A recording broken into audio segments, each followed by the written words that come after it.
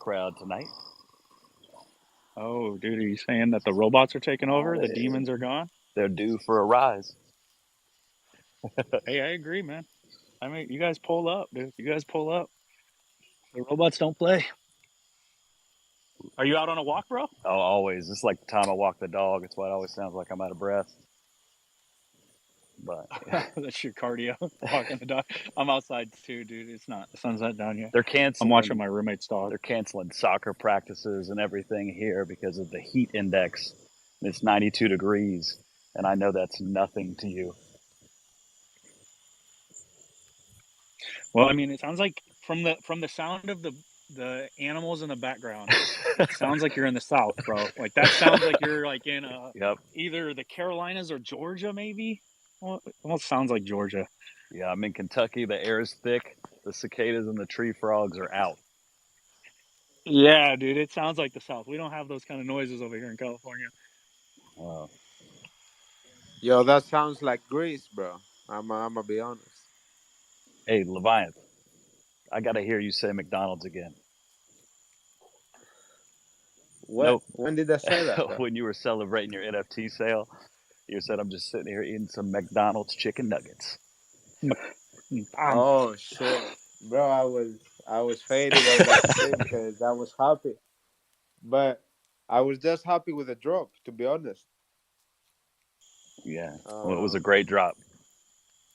But the thing is, when I was celebrating, we were actually sold out, but by twice the tokens, and I didn't even know. You feel me? I loved it. I was so happy that day. So only 100 people got it, or what? Yeah, we had like 190 raffle entries in like 12 hours, pretty much. Damn, bro, I got one. I got an email. I own a share of this song, baby. Let's fucking run it to the moon. It says I'm gonna make $2 for right now. It says I'm gonna make $2 a year on streaming, which is a good start. But let's get like $200 a year. You know what I'm saying? Leviant to the moon. Now we're going up. We're going up. Funny enough, the song is on my top 5 on Spotify, and all the rest of my songs in my top 5 get like 5 million to 10, pretty much. So it's hopeful. It's hopeful for the holders. Yeah, and I also gave out some gifts to whoever picked one up and DM me. I gave out an Artifact jersey as a gift. I have a soccer jersey, so save that to give to somebody. Give mine to somebody dope, dude. I already have one already. Yeah. If you want, anyone from here can get it. You know, like maybe we can pick later on. I was away. Yeah, I'm down. I was away all weekend, and it was so nice. Totally disconnected.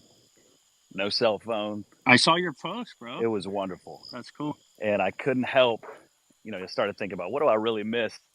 And it was definitely a bad take. And I couldn't help but just notice everyone's footwear. And I think it was, I don't know if it was Johnny or Baron, but I really appreciate them saying, wear these shoes when you get them. So when I get the Air Force Ones, I've kind of debated back and forth whether to wear them, but now I'm definitely going to rock some of them. Oh, bro, I know. So I always I think about that, like, what am I rocking and stocking?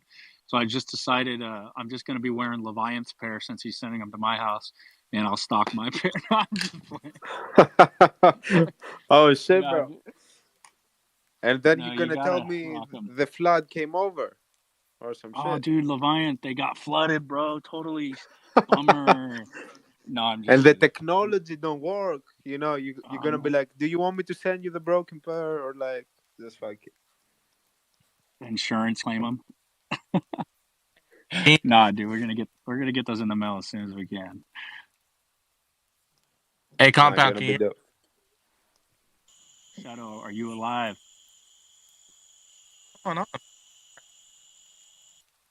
Yo, is Shadow good? Is this the kind of service they give you out in Texas? That's that Texas internet. They want to secede from the nation and secede completely from the internet, apparently. So Groove, bro, I was talking to Dre earlier, and we were on the phone, and we were saying kind of similar, right? All right. It's nice to take that break. Shadow, can you hear me? Yeah, I can hear you now. All right, cool. All right, let me finish my thought real quick. So it's nice being able to go through a bear market, like getting involved with a community like this, like the people in Bad Take, jumping in spaces, being able to, keep up to date with information and just kind of share ideas and chat, right? And we started talking about some of the people on the timeline maybe were recently posting, that they were exiting and kind of needed to take profit, and like, no shame on them. And we were like, well, maybe is it on us to maybe do a concerted effort to try to bring people in and give them a dope spot to hang out, or like, community to connect with. So we figured we would raise the question in Bad Take, is like challenge everybody if you're on the timeline and see a clone who just seems like to be tackling the timeline by himself, invite him into the community, invite him into spaces, invite him into Discord, or just shoot him with a message and say, yo, we got a pretty dope community of clones that kick it on the timeline, and, hop in spaces together, Discord, Discord meetups on the weekends. And so we're going to just do a little bit more concerted effort to make people feel welcome, or make clones feel welcome, so they ain't got to attack the timeline by themselves out there. So I'm glad you brought that up, though, Groove, because it is important to go take some time to get outside and hear the sucks, on the weekend. It is nice to come back and like have a dope ass community to connect with as well. That's true. Shadow. All right, bro, hit me. All right. So I got 3 things to say, but I'm starting with the first one. Shout out to you, Compound, and Dre. I know he's gonna be joining us shortly. All the leaders, bro. Cause hey man, y'all out here doing work, man. Look, I ain't gonna like toot my horn or nothing, but this other project, Planet X, they ain't got no leaders yet. And I was just on stage, just talking for like 30 minutes because they were trying to get stuff together. And I'm like, all I'm thinking in my head is like, damn, I can't go nowhere because there's like 70 people here, and it's gonna be awkward as hell. Just like nobody to talk to, nothing. Like, damn, like, is this what like hosts always feel? They just sitting on stage, they gotta keep the conversation going. I was like, hell no, fuck this shit, bro. I was like, somebody get up here and start doing something, bro. Like, hell no. Hey, but no, shout out to y'all, bro, because that shit out easy, bro. I used to be like, damn, like, it must be cool, bro. You just having conversations with people. But no, bro, that's a fucking job. You gotta like make sure shit don't just go radio silent and everybody just like listening to crickets. Hey, but yeah, just wanted to say that real quick before I got into it. I appreciate you, bro. It's actually this weird kind of thing, and it's unique to spaces where you have this internal pressure to feel like somebody has to be talking. I've noticed, because if you jump in a Discord call with 50 people, it's completely normal for it just to be quiet and nobody really talking about anything. I've been in Discord calls with 30, 40, 50 people.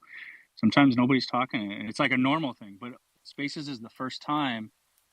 I've even been in Google Meets where nobody's really talking because everybody understands they're kind of working. Spaces is the first place where we have this internal feeling that it's like a panel, and silence kills. Kind of like I was doing this IRL panel with Ninja, and he's in movies, and he works in movies, and he like he was telling me like, we're gonna back and forth each other, like we're gonna pass back and forth questions, because radio silence when there's film, when the camera's the worst thing you can have. So I was all nervous, and anybody who watched that knows I was fucking nervous because I've never been in front of a camera.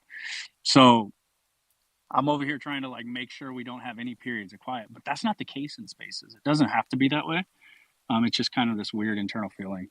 And if anybody who's come in spaces with me in the beginning, I won't even talk. I'll just sit here until somebody comes up to have a conversation. I don't just talk. Right. And spaces are actually pretty easy because I bring up a bunch of you smart people, and like, it's just good conversation. I don't ever get in here. I don't even have an agenda to talk tonight. I don't get in here with some agenda that we have to talk about. I have no idea what the hell we're talking about, which makes it easy, bro. but I have a lot of respect for the people who plan out their talking points and plan out weekly guests and weekly spaces. Like that stuff becomes really, really difficult, right? Like researching every single guest on, it becomes very like a podcast. You want to be educated on what you're talking, like the guest you're talking to. So I have a lot of respect for those spaces hosts, but this stuff's pretty easy, bro. Well, but yeah, it was in Discord, and I was like, all right, I'll just speculate on a couple of things, but then that was like 10 minutes. I mean, 10 minutes is a long fucking time to be talking about shit. And I was like, all right, what Nobody now? had your Like, back? no, it was backing you up? person out there, but bro, people are voice shy, man. I mean, that's just crypto, I guess. I'm not voice shy. Like I talk all damn day. I have to talk to random people every single day. So I'm just kind of like immune to it now. I've been doing it for so long. But I guess there's a lot of the people out there that, it's not that they just maybe don't want to, it's not like they don't want to add to the conversation, nothing. They're probably busy with work, or their household is kind of like loud at that point in time. But I think out of Web3 period, there's like only 10% of people who are comfortably like willing to go on a stage and just talk about something. And we're all tweeting. Everybody's tweeting this, tweeting that. We got group chats and stuff. But yeah, man, it's about like 10% of people who are okay with talking. But yeah, there was one other person up there. But no, I just before I went into my thing about your California thing, I just want to make sure I gave y'all flowers, bro. That shit not easy. I got a taste of it, and I don't want it at all. Appreciate you, bro. No, dude, you're a great speaker on stage. I actually saw the value of spaces, December timeframe, and anybody who has known me knows I'm not like Dre Mill. I don't always request up in spaces and talk in other spaces. But in December, I was like, yo, this is a valuable tool, and I need to force myself to figure it out. And my way of doing that was, I got to just start hosting spaces. You know what I mean? Because you can't not go on stage when you're the host of space. You're there. You better figure it out real quick. And sometimes you got to force yourself out of your comfort zone. Like if anybody listening has wanted to step outside their comfort zone, like this is the spot. Cruise up and get your practice in, because ain't nobody judging anybody in here. Well, but yeah, going to the California stuff real quick before I forget.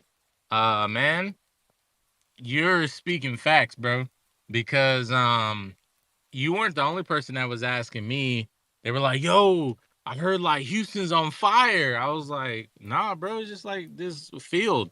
It just looks cool. I said, it looks kind of like lava, but nah, it's just like a small field. I said, but when they zoom in on it and it takes up the whole TV screen, then yeah, it looks like the whole, freaking city's on fire. Like maybe everything burned down, but no, yeah, they were, I was actually wondering because, man, I'm seeing like, California got earthquakes and then all these news anchors are like, California hasn't had a hurricane in 80 years, and we're afraid that this one might be devastating to the state.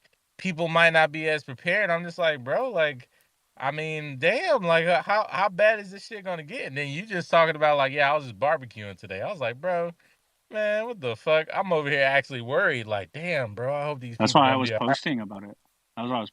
Bro, because I was sick of what the media does. Like they zoom in on the fire in Houston, and it looks like there's lava pouring over the city, right? And here they were zooming in on the LA River to where the camera angle looked like it was a road flooding. But if you zoom out, the LA River's like got water in it normally. It's just a little bit more water now. And here in San Diego, what really was upsetting me is that here in San Diego, they had reporters down by the water, and the reporter was on the thing, and there's no wind, no rain, and she's like, everybody's got to stay inside. You got to stay safe. Don't come down here. You can get your news from us on the TV. Don't go outside. And in the background are people at the beach, bro. They're there surfing. People are there like with blankets out and shit at the beach. And she's there saying, don't leave your house. Stay safe. Get your news on the TV. And that was when I posted about I was barbecuing and it was sprinkling, and I had the news on, and I took a picture while I was barbecuing of the news, and it said, things are getting scary here in San Diego.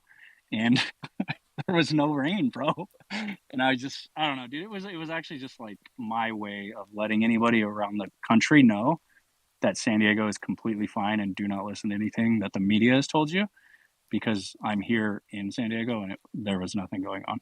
Like we had a one gust of wind yesterday and some sprinkles. It was weird, bro. It was really weird. It was to see the media say otherwise. So I was your news source. I was boots on the ground. What's up, Dre Millie? It was is the hurricane on better? Is it still kind of Wait, what'd you say? Shadow. Did he say is the hurricane still coming? Bro, I'm laying outside of my driveway under the sun right now. There's no hurricane. And if anybody told you there was a hurricane here or that it was coming, you have been lied to. I am outside right now.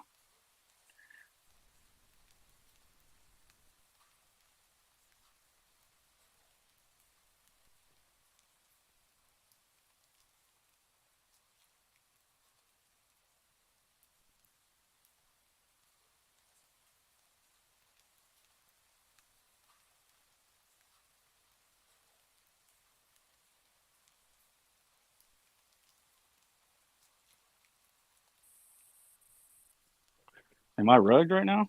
Oh, I thought it was me. Oh, Dre's like re-requesting. Hold on. I gotta remove him and bring him back up here. I thought Dre was talking. Shadow, can you hear me? We're gonna say hi to Rose otherwise. Rose, Hi. how are you? I'm doing well. I was about to drop down. I was like, oh, it's me again. My connection is always poor.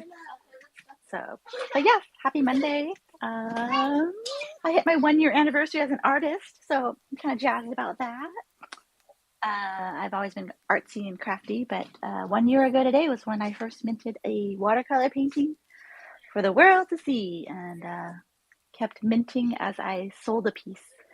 So you never know where it takes you, for real. So the encouragement of just one person for you to mint something can yield to just a whole nother lifestyle. I tease, I tell my family all the time, like, my Web3 life is on fire.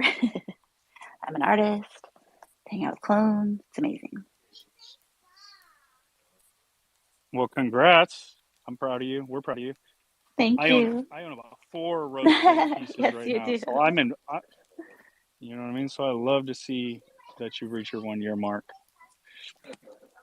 Thank you for the support. It's always really hard actually to mint. It's like this weird like anxiety and nervousness. If anyone's minted, you probably can relate. I think creators can relate in general. But something about it being permanent on the blockchain with your name associated, and like, will anybody connect to it? Whether it's just a tweet or to actually purchase one is even a whole nother deal. But yeah, I literally almost have like a panic attack every time I mint something. I'm getting better at it, but I force myself to mint at least one thing, one a month, to kind of keep going. But excited to create and fiddle. I still have to do a tutorial on how to do a 2D image from like Midjourney into a 3D object via AI. It's really easy. I just gotta write it up, but there's some cool tools out there that will enable us to make like simple like game assets, or seemingly like game assets, you know, that you can just deck out your renders with without having to really do it yourself. So definitely want to share that. There's a tool that you can turn 2D into 3D, like rig to 3D, like wow. Yeah, and it's not perfect. Like, you could do anything really. Like, I've just been doing like jewelry. I tried dresses. I tried abstract like glass sculptures with my paintings. So some of it turns out like super funky. I'm like, great, nope, didn't work. But hey, the AI model's doing it all for you, and it takes anywhere from like 4 hours to 2 days for the model to spit out a file for you. Was it OBJ? So you can add it to a render. So it's just another way. But there's other tools I just discovered. I read an AI post today, and I had no idea what tools they had listed out. It was like a job posting for somebody that could do AI for a project, and they listed out all these like the criteria. And I was like, what are they talking about? And so I'm like, this is the amazing part of Twitter or X, where a single post can just lead you down to a whole nother rabbit hole of like learning new tools and figuring out like what did people do, and in that spirit of sharing, it's like, oh, it just opens up so many possibilities. Does as an independent artist, do you mint through OpenSea, and do any of their new posts regarding royalties or minting with their platform affect you, or could you see it affecting smaller artists in any way? I originally minted on OpenSea, so my original Catalyst collection are all on OpenSea, and then after that I got some advice from friends to mint on Manifold, where I would have my own separate contract, and that's just more for flexibility. I think as an artist, maybe one that is just aspiring to get work out there, the royalties don't really matter to me because, I mean, long shot, yeah, I'll be big time, and the royalties of a 5% might add up to something later down the line, but art usually doesn't transfer hands that often. So I think it's more of a symbolic nature of creators getting their fair share when they do succeed down the line. But there are, as an artist, you are always constantly producing and creating. So if I do happen to do well, all of a sudden, I think I'll know how to price my next piece differently and maybe higher. And so then I'll kind of earn more that way, and then the next piece. And so for me, I'm like, it's a different way of modeling your revenue stream if that's what you're aiming to do. So for me personally, no, not really. I think if anything, it's just more disappointing in terms of, without creators, OpenSea would be nothing. I mean, if you just want a transactional site where you could just buy and sell, sure, but for what it is, it's totally solely based and funded by the creative products of people, projects and artists. So yeah, I think it just makes you contemplate what it is from a financial perspective. Like each project, each artist, I think, has to scope it out for themselves to see if it's really meaningful or not. Is it really a viable revenue stream? Some very wise artist friends, often encourage to say, yes, we might be originating in Web3 with NFTs, but don't forget about the traditional modes of using and leveraging your art in, physicals and whatnot. And even digital assets that become things that you can sell on Gumroad or other sites. And so just to make sure, if you want to treat your own work as different assets, then there are many other ways to, devise revenue streams. But yeah, I guess I'm thankful that it is more of just a theoretical thing versus something that is financially impacting me with the OpenSea royalties and whatnot. But I would imagine for existing collections that have had, really great volume in the past, and I know it's the bear, if and when the bear market or the bull market comes back, like they would be impacted for what they had before. It's basically zero and nil, right? If it's on OpenSea. So, and I think that this conversation, when it comes up, a lot of people's minds immediately go to the Yugas, the Azukis, the CloneXs, but I don't have these bigger collections, although it is in a sense, but it's more so for the medium and smaller artists who didn't have control of their royalties and came to this space to release their art so that they could, have creator royalties. Like a lot of people say, oh, this is good. And Yuga took a stance, which is amazing because Yuga, as the biggest in the space, took a stance that also kind of backs up the smaller artists, right? Like we're taking a stance because as creators, we would like to have a say in what our creator royalties are. That has a rippling effect that also backs up the smaller creators as well. And I think somebody ran the numbers, and Yuga was like 80% of OpenSea's volume or something significant. So them putting out a statement was in itself supporting the smaller creators, which was really cool to see.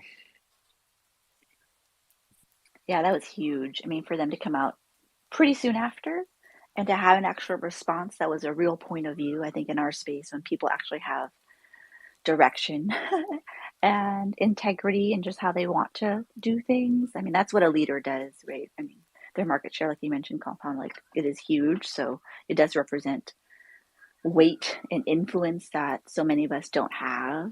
So I was stoked. I don't do that many quote tweets, but I actually quote tweeted that one because it's like this is what it's supposed to be about. And somewhere along the way, with Blur entering the marketplace, like it just became how do we make money on top of others versus how do we really foster an environment and an economy around it. I think there was you guys remember when the marketplace wars started, when Blur kind of came out, Looks Rare, in OpenSea? Yuga was actually the one who led the charge to support royalties for creators, like, and they still, to not, like, even now, are doubling down by basically removing themselves from OpenSea. But I remember them leading the charge, like they're the ones that got everybody else on board with supporting creator royalties. This was last year, I think, and it was like it was like what everybody was calling the marketplace wars or something, the royalty wars. Man, that probably was a month ago, but feels like last year, honestly. Pompeisha, what's up, bro? What are you thinking? What's How you good, feeling? bro? Shit, honestly, just had my hand up to say hi to you, Dre, Cass, Shadow, Rose, Bombay, the whole gang, anyone, Anya, Baron, Mr. J. Alone, I could say everyone's name, but yeah, what's good? How's everyone doing? Good, bro. Am I good? Or am I still rugged? No, you're always rugged, but we can still hear you. Oh my gosh, what is going on? Super rugged. No, I wanted to ask my fellow LANs, my LAN people, how did they feel about the earthquake? Did you feel it yesterday? Did y'all go through it? Because I know Bro, Shadow I was talking feel about it. anything. I definitely got dumped on. I was walking out like I took a shower in my clothes, but Yeah, earthquake. it's super rain. It was raining over here too, but that earthquake was I don't know banana how nuts. I don't know if I'm the only one, but I've never ever felt an earthquake that's happened while I'm out the house. I only feel it when I'm in the apartment or like in a building, but like when you're outside, everyone's like earthquake. I'm like, where? Man, I think it's because we was in the car. I think because the car was shaking. When I first moved to LA back in, I want to say it was like December of 21, I woke up to an earthquake happening or something. And I only knew that because I was laying in bed and I was looking, I could look right out of my patio to the pool, and I saw the pool going crazy for a hot second. I was like, damn, that must have been an earthquake. And I went back to sleep. So it wasn't that big of a deal. But yesterday, bruh, we pulled up to the house. So we had the cleaning ladies in the house, and we was running errands throughout the city for like the kids and their school week. So we was going to pick up food, went to Costco, all of that stuff. So we got back home kind of early and was waiting for the cleaning ladies to leave. And so we decided to sit in the car. So everybody's in the car and on their devices. So my son was in the back seat of the Tesla. My daughter was in the second row in her seat, and me and Kumar was in the front. So all of a sudden, the car starts like shimmying back and forth. Like, you know how you see people rocking cars on the outside when it's like a riot going on? It was shimmying side to side like that. And I'm thinking my son is just jumping up and down in the back. And Phoenix was like, who's shaking the car? And everybody said a different name at the same time. I was like, Rolly. And then Rolly was like, Mama. And Mama was like, Phoenix. And I was like, what? And I looked back and Rolly was chilling and not moving. And then I could see Coomer not moving next to me. So I'm like, oh shit, it's an earthquake. And then after that, immediately my watch and my phone got the alert and it was like earthquake.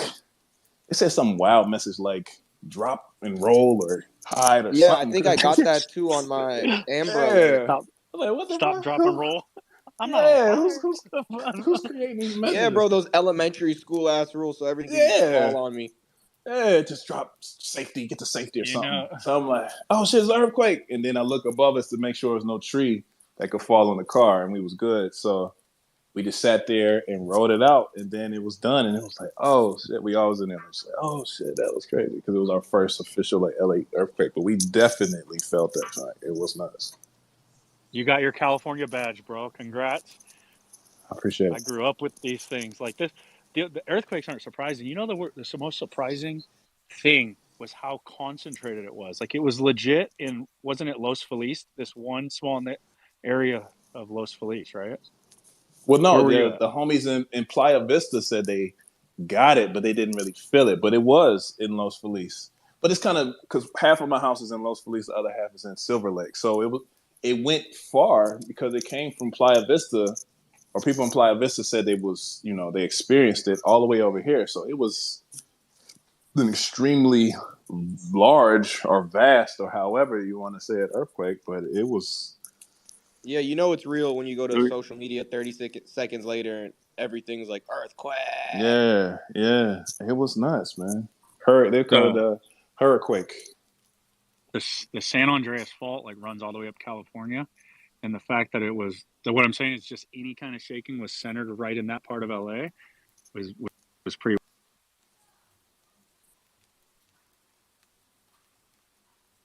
Wait, did I lose him? Yeah, did he just rug pound? Yeah, I got rug. My bad. You're good. No, it was that was pretty much the most exciting thing about this whole hurricane situation. For real, it rained. Honestly, I feel like it rained more in California last Christmas than it did yesterday. It poured in March, bro. March and April dumped here. I had to get on the roof with a tarp to cover up my vents because it was sideways rain. And they're gonna tell me that a hurricane's coming. Get out of here, bro. Last night was crazy though. At night, it was pretty I'm not gonna say more intense than your average when it rains here, but it was definitely making some noise outside. Man, it rained hella during Christmas, and like Comp said, in spring, March, it was super raining for days, felt like for weeks. But yesterday it was just it's raining, earthquake. Oh, okay, we're good. I'm outside right now. I have the office door open, inside, outside, just walking around, sunny. And they said there's a storm, bro. But stop. When you said LA, folks, I got excited. I thought you were going to talk about the event. Oh, yeah, we're talking about that too, but I just wanted to get this out of the way because... yeah, you got me hyped up for a second. I was like, oh. Nah, as you should be hyped, man. This event is going to be banana. Hey, before we get on that event, I gotta put my foot down on the Phoenix slander, okay? Because I did a little research with all this hurricane going on in Cali and earthquakes and all this craziness going on around the world, right? And all I hear is slander about how hot it is in Phoenix and why would anybody live out there? It's the middle of the desert. It's so hot. La, la, la, la, la. Guess what, suckerfish? Mesa, Arizona, which is right outside of where I live, came in as the safest city in the country when it comes to natural disasters. So suck on that. Put that in your pipe and burn that one, bro. Because we don't get earthquakes out here. We don't get hurricanes. Ain't a tornado coming out here, Bubba. You want a dust storm and you want some drought? Come on out here. Other than that, we're good, baby. We not going nowhere. So come on out to Mesa. Stop the slander and come on out. Honestly, I still rather live in LA. See, you got to get your priorities. I'm just keeping it real. I'm just keeping it real. Okay, bro. So you get a little bit of grass, you get some trees, you got some water, you get animals that could survive outside. So what? Come on out here, bro. We got different types of animals that survive outside, but they're humans out here. I mean, not much survives out here, and I'm okay with that. I don't got to deal with earthquakes or hurricanes or tornadoes or volcanoes. I mean, we got none of it, dude. We're good. I'd still rather deal with all of the above. I'd rather take the people sleeping out on the streets than going to Phoenix. Bro, did you see? I was outside all day yesterday, and that looked crazy. They were outside, not caring, taking a shower and shit. I was like, bro. Yeah, they was cleaning. They was doing their laundry and that shit. It was nuts, but yeah, I'd rather take all that than have to deal with hot ass, dry ass, dusty ass. Hey, boy, put some respect on that, man. Come on now. I'm dead ass, dusty ass, dry ass. That was very disrespectful. Ridiculously. Man, I'm dead ass serious. I'm keeping it real. I'm keeping it 100%. I mean, I'm not saying that you're wrong. I'm just saying you ain't got to call it out like that. You could sugarcoat it a little bit. Call a spade, man. Arizona is for where people and things go to perish. It feels like, and that's about it. Damn. I mean, I'm flourishing out here, bro. I'm flourishing right now. So. No, I believe. I mean, I am pale as hell, though. I will tell you that because I never go outside. So, During the summer months, I'm pale as can be. Wintertime, boy, catch me with a tan, baby. Shaw's parents just bought land out in Tucson. So they're building a house out there. They love Arizona. I mean, Tucson's complete trash, but that's all good. Other than that, I mean, whatever. Yo, before we forget talking about random cities, Drake, can you talk about this event for us a little bit? I know you can give us a little something. You said you were going to hop back to that topic, so come on. I think it should be like a natural evolution to get to that conversation, to be honest. All right, so Arizona, yeah, so about that, man. Who's coming to California for the event? Come on. From Arizona. From Arizona, like, who's coming down? Come on. Back to you, Dre. How'd you connect those so well? That was really good. That was an excellent segue. I would like to know who all plans on coming for real, especially based out of the Bad Take community. How many people plan on coming through? Obviously. Yeah, it's gonna be. Are you gonna stay there? Are you getting a hotel? Or are you gonna drive back up? I think I'm gonna pull up very early in the morning and leave very late at night both days. Yeah, just so you have to deal. That's what we did for DesignerCon anyway. But I don't know. I'm 50-50. You'll beat the traffic if you go early enough. Yeah, I don't know. That's honestly, I'm excited for it, for real. Like, as the time decreases, the countdown happens, like, so much more yet to come. We haven't really talked about a lot of the details, but I think they will come in due time. I'm excited about those. I'm just excited for real to take things to the next level. It seems like a lot of the projects that we've seen are going down the pathway that we've already experienced as a community, and they kind of running around discombobulated, trying to figure out, like, they don't know what's happening.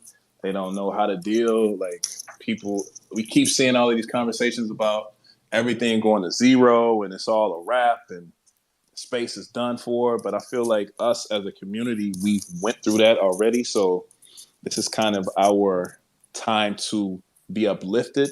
We're having a lot of these physical items come. We're actually on our second wind, in the beginning of our second wind. And this project, or this actual event, is the kickoff. This CloneX World Tour is the kickoff of the second wind. And I'm just excited to see that executed, because I know it's so much more coming down the pipeline. And this is legit just the very beginning. So it's a lot to look forward to, man. That's why I'm hyped. And I'm trying to follow the best cast impression by not saying too much while saying enough. That's why I keep saying, like, yo, just make sure you don't miss it. Just pull up. You just got to hit them with just 100%. Be there before. Do not miss it, because, like I said, this is the kickoff to everything. And if you are able to make it, you want to make it. Just leave it like that. It's going to be a great one. I'm looking forward to seeing everyone the most, other than the event itself. Obviously, I about to see the boy Baron. I know Mr. J said he's pulling up. Just all the people that Rose Jade. I see the hearts. I hope you situated it. But everyone that just talked to on here often, I hope to see you guys pull up. Well, unfortunately, I mean, I'm not gonna be there. I know I'm gonna freaking hate it, but I will say this, man. To your earlier point, though, Dre. What's crazy is you would think that everybody would take it as just an example, just across the board. Like, okay, we had these projects that kind of went first, but I think a lot of people are still kind of in denial. They're not willing to accept we're all in the same boat. I mean, I saw a tweet today, and no community is being thrown under the bus here. So actually, you know what? I just won't even say the community. But they were just like, it was a tweet that was like, oh, so what happened was this. These people, and CloneX was a part of that group, they couldn't live up to the hype. And these people, the more recent projects that have dropped 90%, they were just overhyped. So that's what happened. It's like, no, bro. The problem is that across the board, mistakes were made, and we're all in the same boat. And economically, we're at a disadvantage to have an upwards trend, because not only were mistakes made, no matter how you want to spin it, overhyped, underhyped, mistake, misstep, whatever word you want to call it, something went wrong. And the market that we're in, the micro market that we're in, is just not, it's not good. So you know what? We're all gonna kind of be in the same boat for a little bit. I think as long as we can take this as like a white flag across the board and just stop shooting shots at each other, I think we're all gonna make it out on the other end. But yeah, I'm just wanted to say that small bit because you said that at the very beginning, then you went into who's making it out to LA. Not to kick it back, but unfortunately Shadow will not be there. But I will be watching the live stream as I can when I can take breaks. I'm gonna say this. I think honestly, to that point of not living up to the hype, I truly believe the real hype hasn't even made it here yet. What we've experienced was preliminary hype, right? Just like every other project that was going through the bull market at that time. A lot of people had a lot of excitement building and pushing them as a brand, as a project. And we saw who actually executed and utilized that hype to grow, right? And we can count on one hand, maybe 3 fingers of who's utilizing that to create something that's worthwhile and long lasting. I don't think we've experienced real hype yet because Web 2 was never fully integrated into what we are doing here in this sector ever. They just heard about it. They saw the money was there. They was excited about that. They had questions. But the people who didn't educate themselves enough to be a part of it and experience it have no idea what's going on in this sector. And we're finally building up to the point where it will all be integrated. Like I said before, Web 2.5 is being created. The bridge is being created. And it's being led with brands like Artifact. And with the execution of what's happening now, this month, October, this Q4, that's when the real hype will begin because the awareness will build itself up to the point to hold and withstand that hype and build off of it. So they're speaking early. That's a premature conversation. The hype hasn't even hit it yet. Wait until Web 2 get a load of all of this, and then it's going to be, that's real hype. So we early, in other words. Still early. Damn, Dre, you speak like a professor, like a well-spoken professor. Shit's crazy. I'm just keeping it real, man. Like, I said it before. Secure got up here and said it last week when we were speaking. When people get these products in hand, it's going to blow the lid off of everything. People will forget everything else. All the promises that all the other projects were making and, oh, we're going to do this, we're going to do that. All of that stuff is going to go to the wayside because they're going to see who's doing. And then it's only more momentum that will be built up off of the awareness that's being created from those experiences that they're sharing with having those in real life products. Bro, I'm sorry to interrupt, but it's crazy that you're saying this because I remember we'd have these conversations on our hikes. And like fast forward to now, everything we kind of talked about and everything we said literally spot on happened because of the reasons surrounding the stuff that happened. As far as like Shadow said, like you said, not only are we early, but people also like, what are you giving that's making something be so high other than like people being hyped up for, I don't know, whatever reason. But yeah. That's a fact. I mean, that's what I'm saying. Like, it hit different when you got it in your hand, when it's in real life, when you can touch it. When it hits. Yeah, when you can touch it, hold it, feel it, smell it, lick it, however you get down. Some people freaky like that, but you can. It's a totally different situation.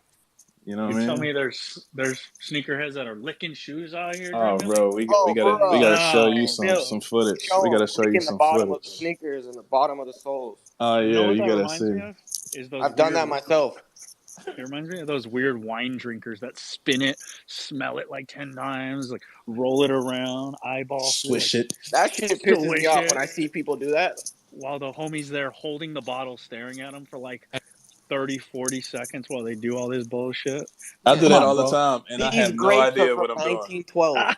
I know. I have no idea. I don't know shit about wine. I do that when I'm in a restaurant just to act like I know what I'm doing. Like, oh yes, the aroma. Bro, it's beautiful. Have you ever looked at it from the outside though, and looked at how silly it looks? I mean, that's exactly why I do it. Dude pulls up like, "Sir, you know that's grape juice." Especially when bro's sitting there holding the bottle, just looking at you, waiting for you to tell him that he's good to leave. Like, bro, I'm trying to do my job. Can you hurry up with your spin? Nah, Hey, that's a fact. I just want to say, man, I know I said this before, and this is the truth. This is this is my like bare bones. If everything goes wrong, truth that I'm sticking with, and it's pretty much this. You know what? I will go down with this ship if this project ends up going to zero, like everybody likes to say that we are. Because you know what?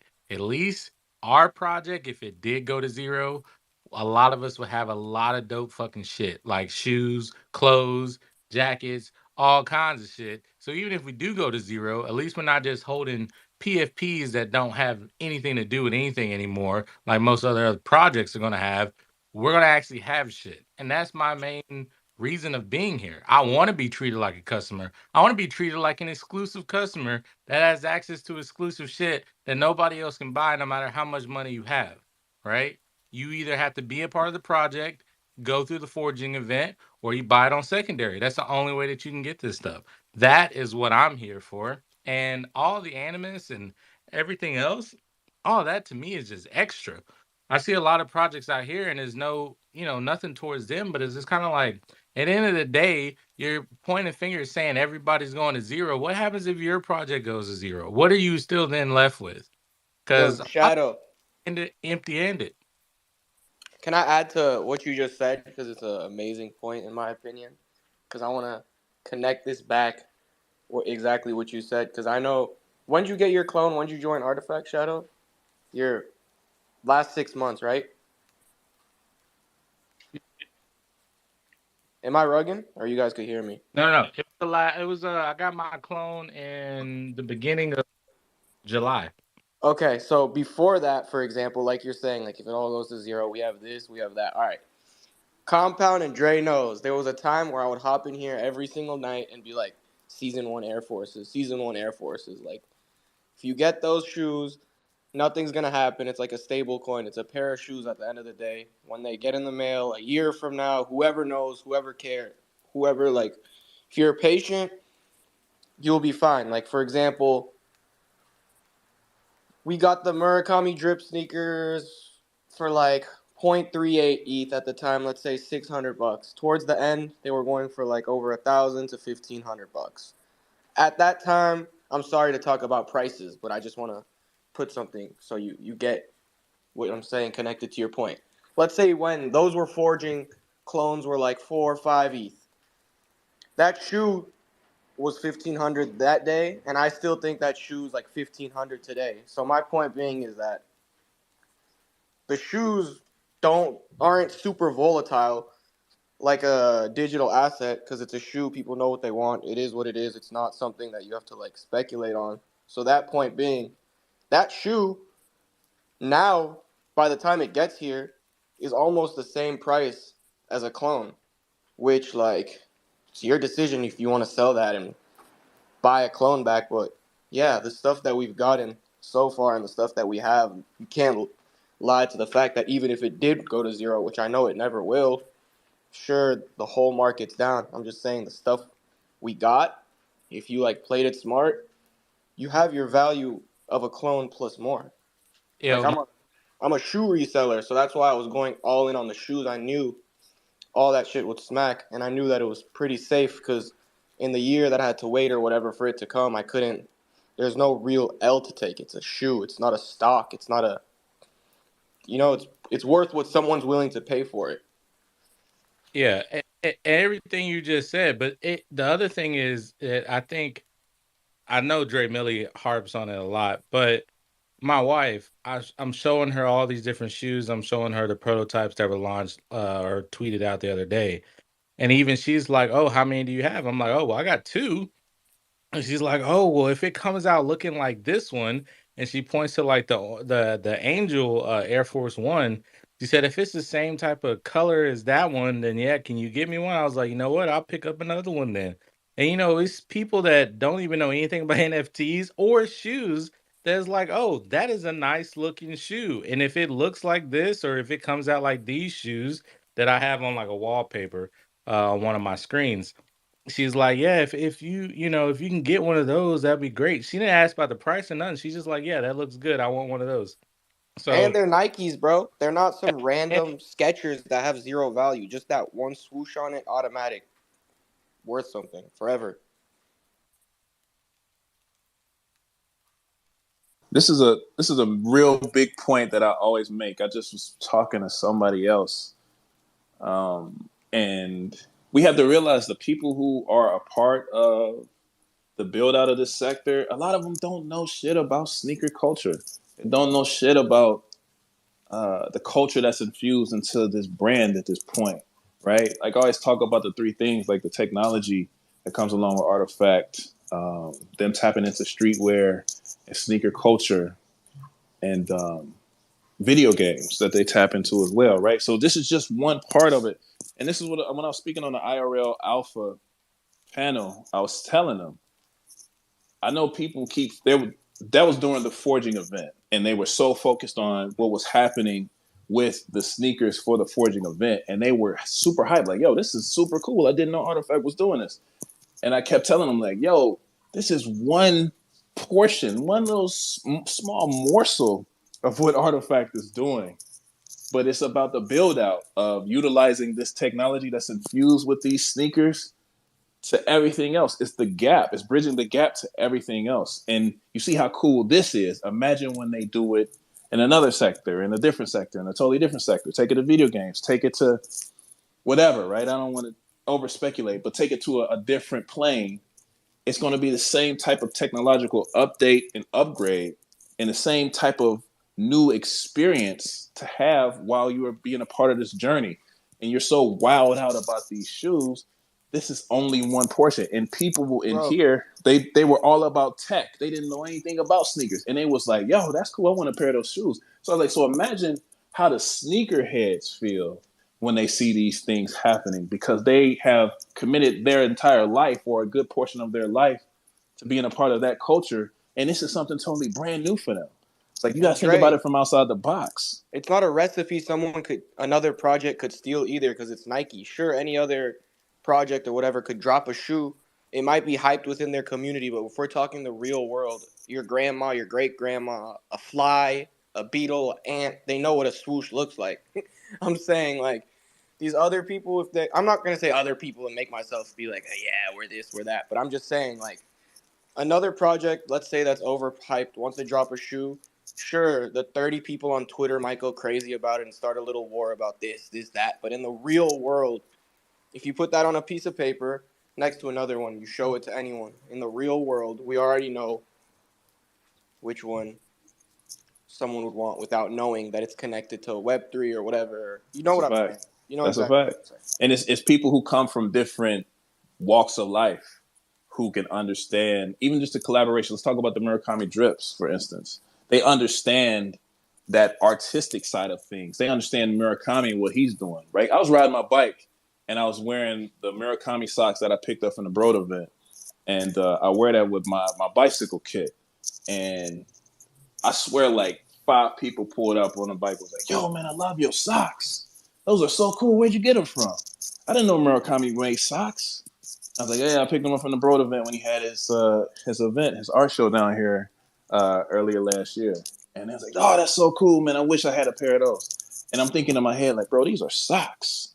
Wait until you see these shoes that come out. And of course, when I show threw it people out the there. shoe, Dre, the first thing they say is, yo, are those real or are those customs? First thing every single time. Wait, those are real, like, Nikes? I'm like, yes, real sir. Nikes, 100%. Yes, I was talking sir. to, and I don't know if I said this before, but this is Alpha that I was talking to one of the homies that I know, and he's legit Beyonce's tour manager, right? So we talking to him about Murakami and how they were in some spot, and they were in Fashion Week Paris or something this year, and he was with Kim Kardashian, and she was rolling in the Sprinter van, and they saw Takashi Murakami walking down the street, and it was like, yo, get him in the van. So the homie had to jump out and talk to Murakami. He jumped in the van, and they went to their night and did whatever they did, the events they had or whatever.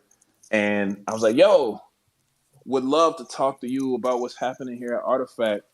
We have a pair of Takashi Murakami Air Force Ones coming out in October.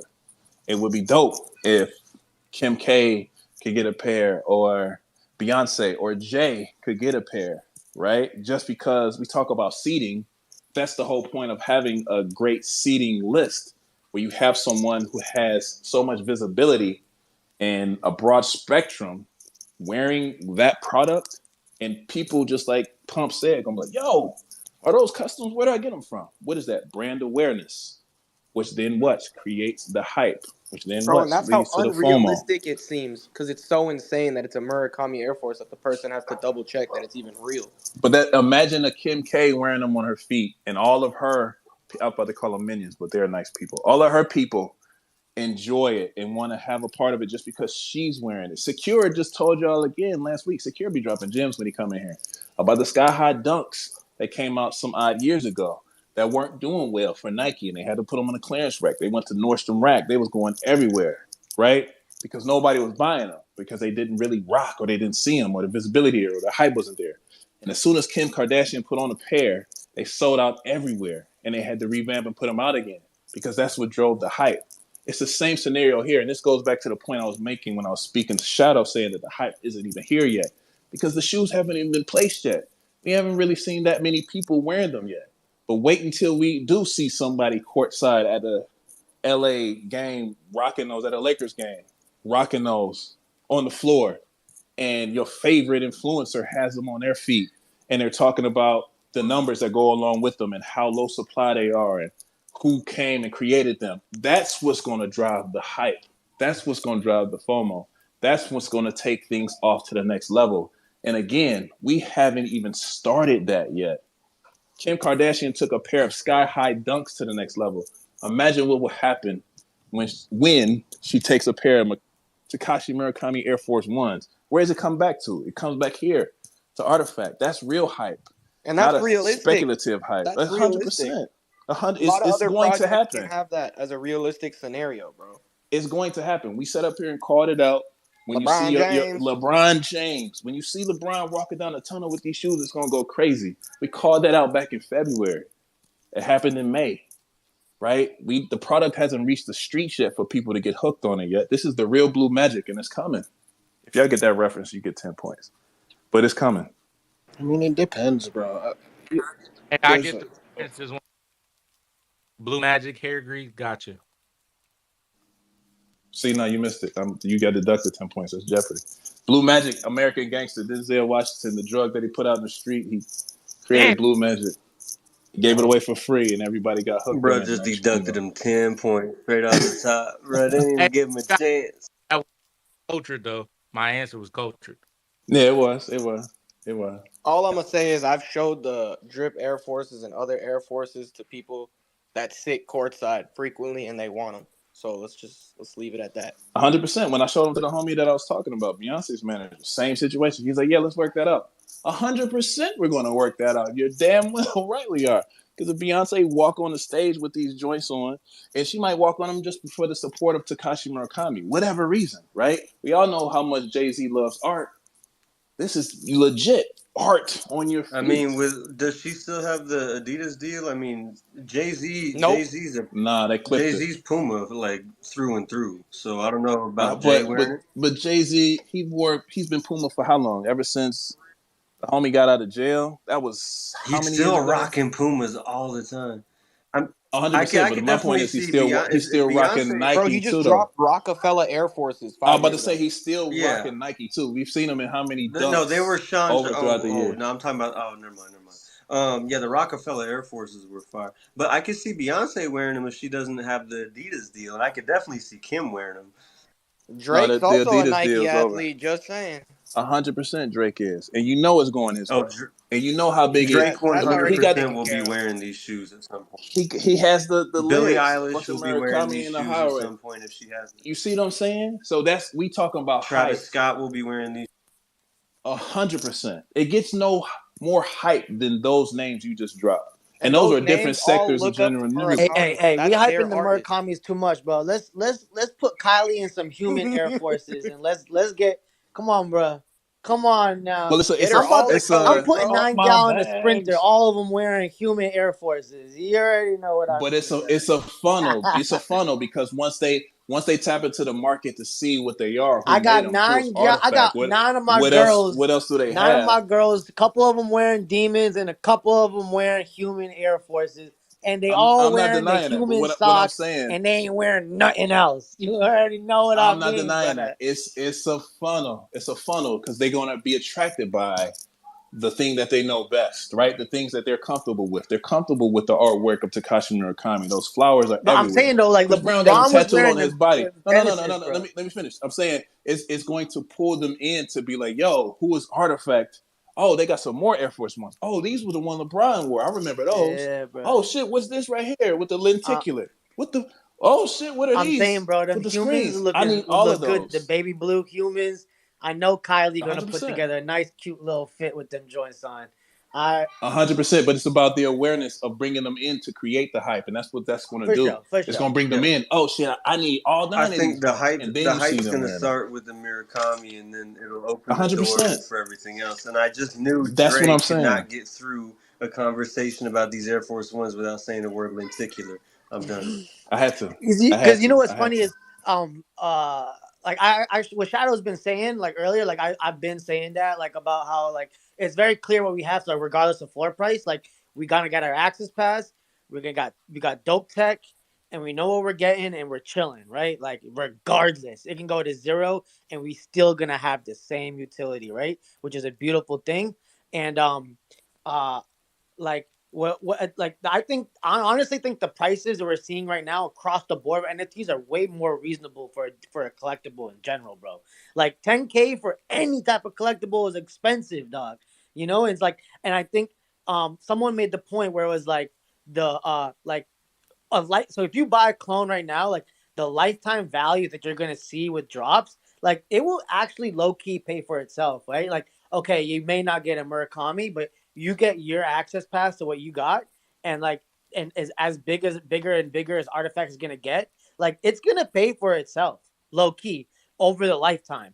And like, if you just chilling, you got your one clone, and you can buy it right now, like it's gonna pay for itself with the access pass as slowly as bigger as it's gonna get. Like, you know, like I swear I can't wait for the Air Force to deliver, the Dunks to deliver, and then we got another I'm like, what's the next product that Artifact like CloneX is gonna get? Like that low key is getting me hyped too, right? Shake Jr. went crazy today, Bombay, on bro. that Like he's gonna make it back in. He's gonna make it back in 2 years, bro. All you're gonna do is he's gonna get the next DNA drops, the Air Maxes, then the Jordan 1s, and it's a wrap for him, bro.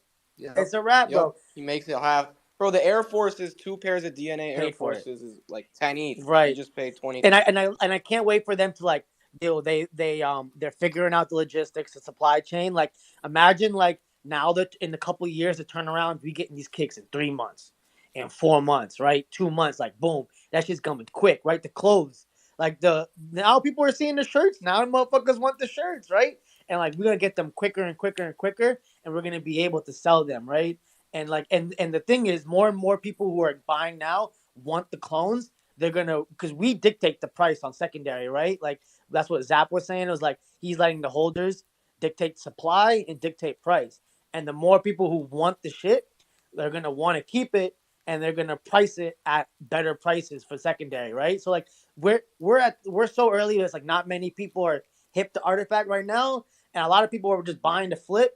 So you're seeing people just take break even losses at some of this stuff, right? But as we get mature as a community, as Artifact grows bigger as a brand, the prices are going to gradually grow because... Bro, they were. For the Air Forces, you just have to be patient. Like, for example, I know it took pretty long to forge the Air Forces, but I was buying random pairs, 0.15, 0.2. I was like, bro, they're going to forge eventually. Like, fuck it. I have patience. And then, boom. It went up. They dropped that billboard in Tokyo. They full blasted on Nike, TikTok. I mean, I made a dub on the Genesis Air Forces, bro. Like I had cops a couple, and then all of a sudden LeBron posted it, and then I sold it, and then I bought back, bro. You know what I mean? So like at the end of the day, like Murakami clones are eaten no matter what. Like I low key need a drip just for the access pass. But like when we just as we keep going, bro, like my human stuff is gonna slowly pay itself back, right? So I'm excited, and it's just exciting time, and yeah, so like that's what it is, regardless of floor price. And I think the price right now is like super attractive, and I think it's a fair price, bro. Like all these NFTs were super inflated, bro. It was a bubble we were in, and so as it comes down, I think it's a good thing, to be honest with you, because it's a more attractive price, and it's actually reasonable. Like, these are fair value prices for these digital collectibles. So we chilling, bro. And to add to that though, man. So let's just take me for instance. I would have not been anywhere near this project if you guys are still at $60,000 floor. I'm just being straight up. I know there may be some difference of opinions because I know everybody bought in at different price ranges, but you get somebody like myself where I'm along for the ride. I'm not like buying this and be like, yo, let me see how I can get a quick flip because I just feel like doing that right now is kind of pointless. So if you're buying into an NFT project, is because you truly believe that whatever the founder, team, or whatever is going to be providing, you see value in that. And if you're not buying it for that reason, well, I'm not saying buy it for the art. Like you can, for instance, if CloneX didn't exist, right? Then my next play would be, okay, I want to be a part of this Yuga Labs thing in some type of way, this game they got going on. So it would have just been buying land. You know what I mean? And I don't like the way the lands look. I'm not buying the land for the art. I'm buying the land because I want to be a part of whatever's coming out. That's how I feel like people need to treat this. But you're right. I mean, it goes kind of both ways because then there's some people I've been in conversations where people are like, well, if you just get a bunch of plebs buying your NFT, they're not going to know how to handle the floors and your projects is just going to crumble. And I just like, man, I don't believe in all that crap, man. I feel like you got people who will save up their dime, their paychecks, everything just to be able to just afford one, right? And, not to even harp it to other projects, but Planet X, they sold for 0.1, and there was people in there that were like, man, I don't know if I'm going to be able to afford this. And they were like, oh, we're going to extend it. And people got really upset. And the founder was kind of confused. And I sent him a message and said, look, people are upset because they can't afford $500 for an NFT. You have their attention and they believe in what you're providing, but they have a price point in what they can and can't afford. And you're like playing around with them not being able to afford it. And with CloneX, it's kind of like you're going to get people who can only afford one clone. But I'm willing to bet money those people will more than likely be here for the actual project and not be here just for the flip. Because everybody that was here for the flip, they're already gone. They're doing meme coins or they're doing something else of that nature. But yeah, I just wanted to give my 2 cents on that as well, because I do think that yes, there has to be some reasonable like price ranges. Now, I do think we're in that reasonable range. If we go lower, I mean, we go lower because we are talking about a quote unquote lifetime experience. At least that's kind of how NFTs are presented to people. There's no NFT that says, hey, we're going to give you an experience and then we're going to cut it off in 2025. And then that's kind of like it. So if you're going to have a continuous experience, or you're going to attempt to provide in a continuous journey for multiple many years to come, then yes, you should expect to pay $2, $3, $4,000 ish. That makes sense. Now, people call it a rug as soon as you stop trying to provide, right? So 2025, if Artifact's like, yo, so that's the play. That was the whole deal. Did you guys have fun? Everybody be like, oh shit, this is a fucking rug. It's like, no, they just gave you like 6 years, 7 years of fucking content. Not saying that's what they're gonna do, but I'm just giving the example of why NFTs kind of have to be higher than just like $100, because it's like a lifetime pass that you're buying an experience for. But anyways, I agree with you, Bombay, though. Yeah, that's all I want to say. But again, to that same point, that's why the hype hasn't made it here yet, truly, because it's still only us who have been through this fire, who has weathered this storm, who have seen things happen with the monolith too. Like, we are still the only people who are here in the current moment, and we can understand what we're looking at. To someone else, this is the matrix they're looking at. It's just a whole bunch of ones and zeros on the screen, right? But we can see the woman in the red dress. But once everybody can understand that binary code, once everybody gets the bridge that gives them the understanding of what they're holding, what they're paying attention to, and the possibilities that come along with it, that's when it's next level, man. And again, to the same point, this is only one part of what they're building in the current moment. We only talking about sneakers and clothes. Like, who knows what's locked up in the chamber, ready to be cocked back and let go of. You know what I'm saying? Like, y'all, next level stuff, man. Next level stuff. And this is only the beginning. Pre-hype, man. Pre-game. We just got, I'm gonna keep saying this. Somebody tweets it. We just got our uniforms. We haven't even got our cleats yet. We haven't even got on the field yet to show them what we can really do as a team, as a squad. So imagine once that happens, we go into the ship. Yo, low key, you know what I'm super hyped about? Like, I know all clones are tilting right now, but like, you know what I'm super hyped about, bro? Um, when when things like this happen, right? Like when price just goes like south, it kind of like forces people to like adapt and like learn. Like, you know how many creators are they're an artifact like a lot, right? But you know how many holders aren't creators, right? You know how many like holders don't even know how to use Blender. Like in this time, like when their conviction gets tested, they're most likely either going to like either get out and be like, no, no, no, it ain't for me, or they're gonna be like, nah, man, this is for me, and I'm gonna like let it shape me, and they're gonna start leveraging it and actually understand how insane of a tool it is, because that's what your clone is, bro. It's like a super super premium tool, bro. But I'm super excited still, bro. Like like you get Shadow was saying too, bro. People like save their paychecks just to be able to afford like like one chip in the ecosystem, right? I'm with the peasants, bro. Let's go. But like I feel like it my energy is going towards a good place, even if I put my paychecks towards like things I love, right? Because that's what I want, right? Like I don't want nothing else. But I'm just saying, bro. Like the price is like it's not. It's like don't let it affect you, bro. Like pressure makes diamonds, like Compound always says, bro. Pressure makes diamonds, bro, and diamonds don't crack or shatter, bro. They just absorb the heat, bro, and they keep going, bro. You know. Yeah, and another thing, because I'm glad you said that as well too, man. Um, the pressure, right? It takes me back. I posted some things in the group chat, but this whole situation back to when I was in football and talk about being in the pocket, being in the pocket. That's just like one term that just stuck with me like throughout the rest of my life, I guess.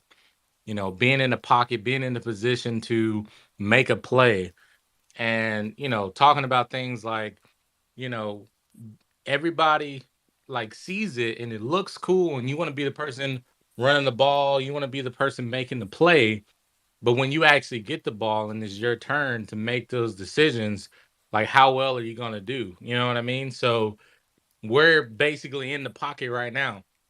So for instance, I'm thinking of things like, what do I need to be doing right now to where future me is like, yo, good shit.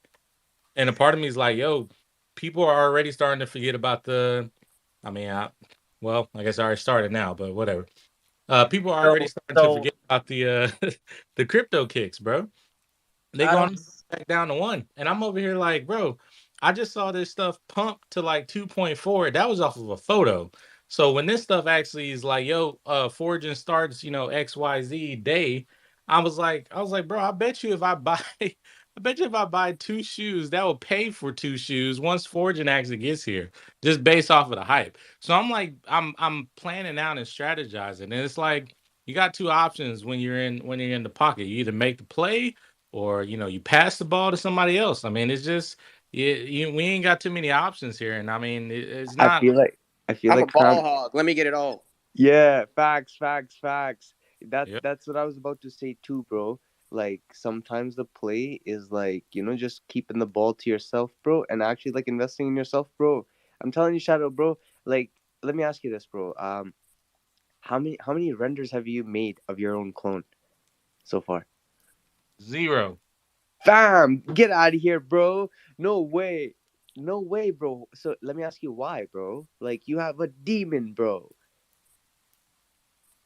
I mean, I have a render done, and then I No, pay. but I don't care if like somebody else did it for you, fam. Like this is your clone, bro. Is you like they're not gonna like know what you want your clone to do. Like they can get as close as they want, right? Or like they think is cool. But like you know how your clone will like move, bro. Like how his eyes will move, how the body language will be, bro. Like that's all you, bro. You wouldn't you want control over that? I will say this. First of all, there's some artists in here that have a better vision than I do because I just want to see it do some cool shit. I'm probably the least artistic person in here. Um, I barely Cap, have time, but I feel you and I feel what you're preaching. big I just cap. on one, bro. That's I'm all I'm saying. telling you, Shadow, you man, get out of that mindset, fam. I'm telling you, bro. Like, sure, I agree with you. I agree with you, bro. Like, Blender artists are insane, bro, and it's so intimidating, bro. Because like those guys are actually sick, bro. And it doesn't take away from your art, bro. I'm telling you, bro. It doesn't, bro. If anything, they appreciate, when they see you He struggle, said he bro. got no art though, so Now, Sorry, see, I'm a Shadow, bro. I don't do blenders myself, but I pay people to do it for me. bro. Then you become a consumer, fam. I'm telling you, That's bro. okay, bro. That's okay, bro. Honestly, like I'm No, yo, if totally bro. okay Bombay with it, loves bro. to pay somebody, it's okay. Bombay can pay somebody. Yeah, buddy. You Cause I have just don't you What? have got to go time, down the bro. rabbit hole, Bombay. Trust me, bro. Bombay, I'm telling you, bro.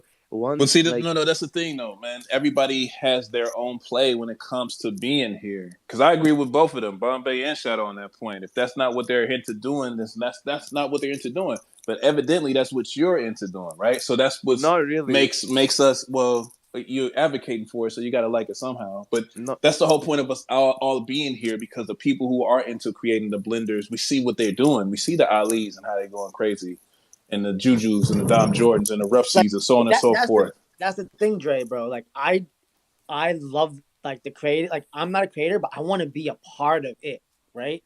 So like if I can't do it, at least want to be a part of it because like I see the vision and I love the creativity of the community. So I want to enable the creators of the community to do it. Like it may not be my thing. Like I'm more of the streetwear, shoes I'm type with you on of that. I guy. was gonna say that's why I go so hard on the streetwear because I barely know how to Yeah, type on a computer. but right, but like I see like the vision, but I wanted to be a part of the creators though, right? And so like I wanted to be a part of a community with creators that I can take advantage of that I wouldn't be privy to without it, right? So that's why I commission artists and work with them to create renders for me. I resonate with So that yeah, hard, bro. That's what I yeah. do too, bro. I'm with you. I'm with you. I'm not saying that don't do that, bro, because like obviously it takes years of practice and skill to actually like get some like primo shit, right? So I'm with you, 100%, right? So I But don't think that being a creator, like popping off, is like a diamond. I think it's more like cancer, you know? Like there's some randomness to it, but there's also like an increase of radiation that needs to pop off as well. So you need a mixture of, being a little bit lucky to get cancer and also a little bit of more radiation to get, just kind of be metaphorical here because, Murakami is cancer, basically. Let's check, bro. It is from a nuke, so. What the fuck is he talking about? you know how like honestly, as weird as it sounded, bro, I kind of got it, bro. And Yo, like Dre, I'm I not don't know trying. if that thing is tomorrow or the day after tomorrow that you just pinned to the top. Sorry if you hear all these dirt bikes. What the fuck is Subscribe talking about? But no, I just wanted to put it out there just because, just in case. More sneakerhead Beautiful. talk.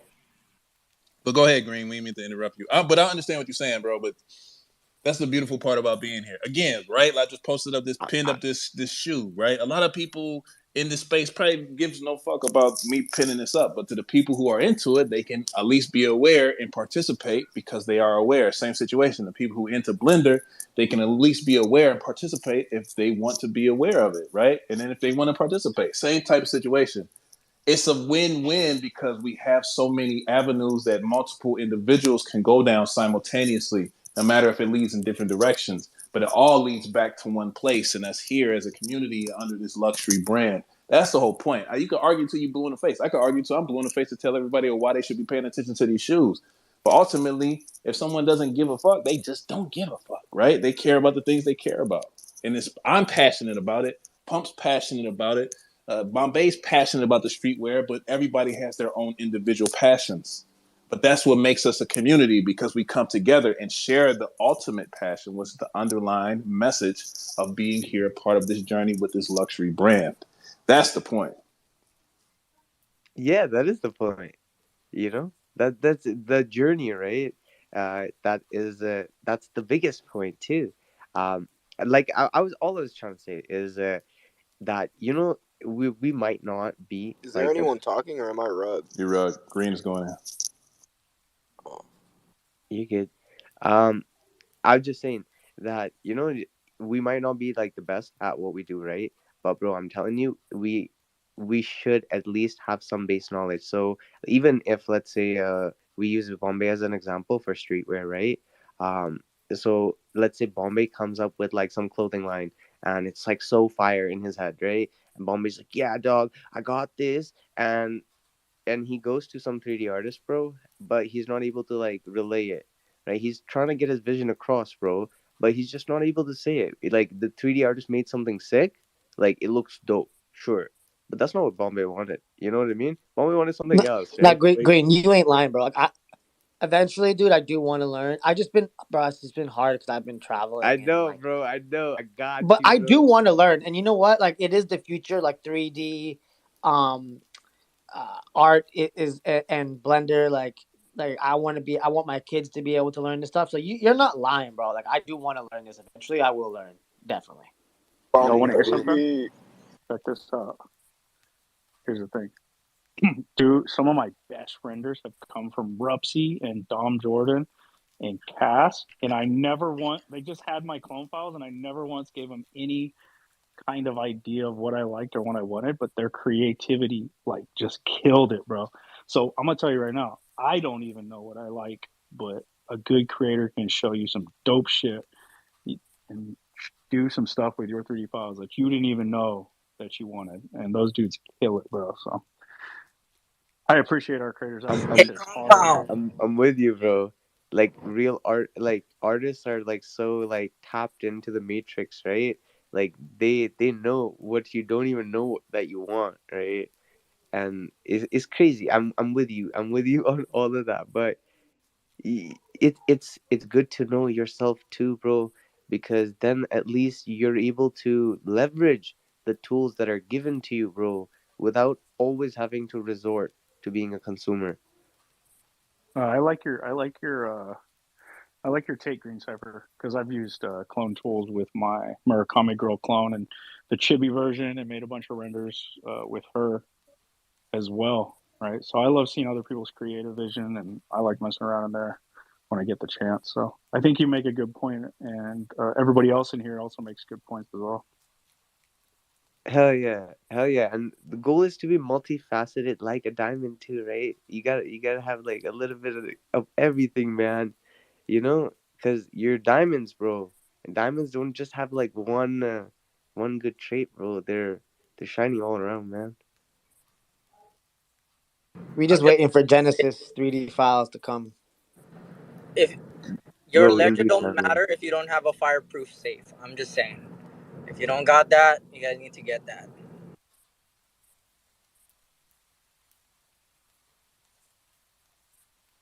Rose, what's up? Oh, I was going to share to say that our clone files are there for us to explore, but I think it's also for us to connect, which is, I think, the unsung hero of all of this, because we get to use our files to create together, to work with artists to help us out. I just posted or commented in my first clone render. I don't know how long it took me.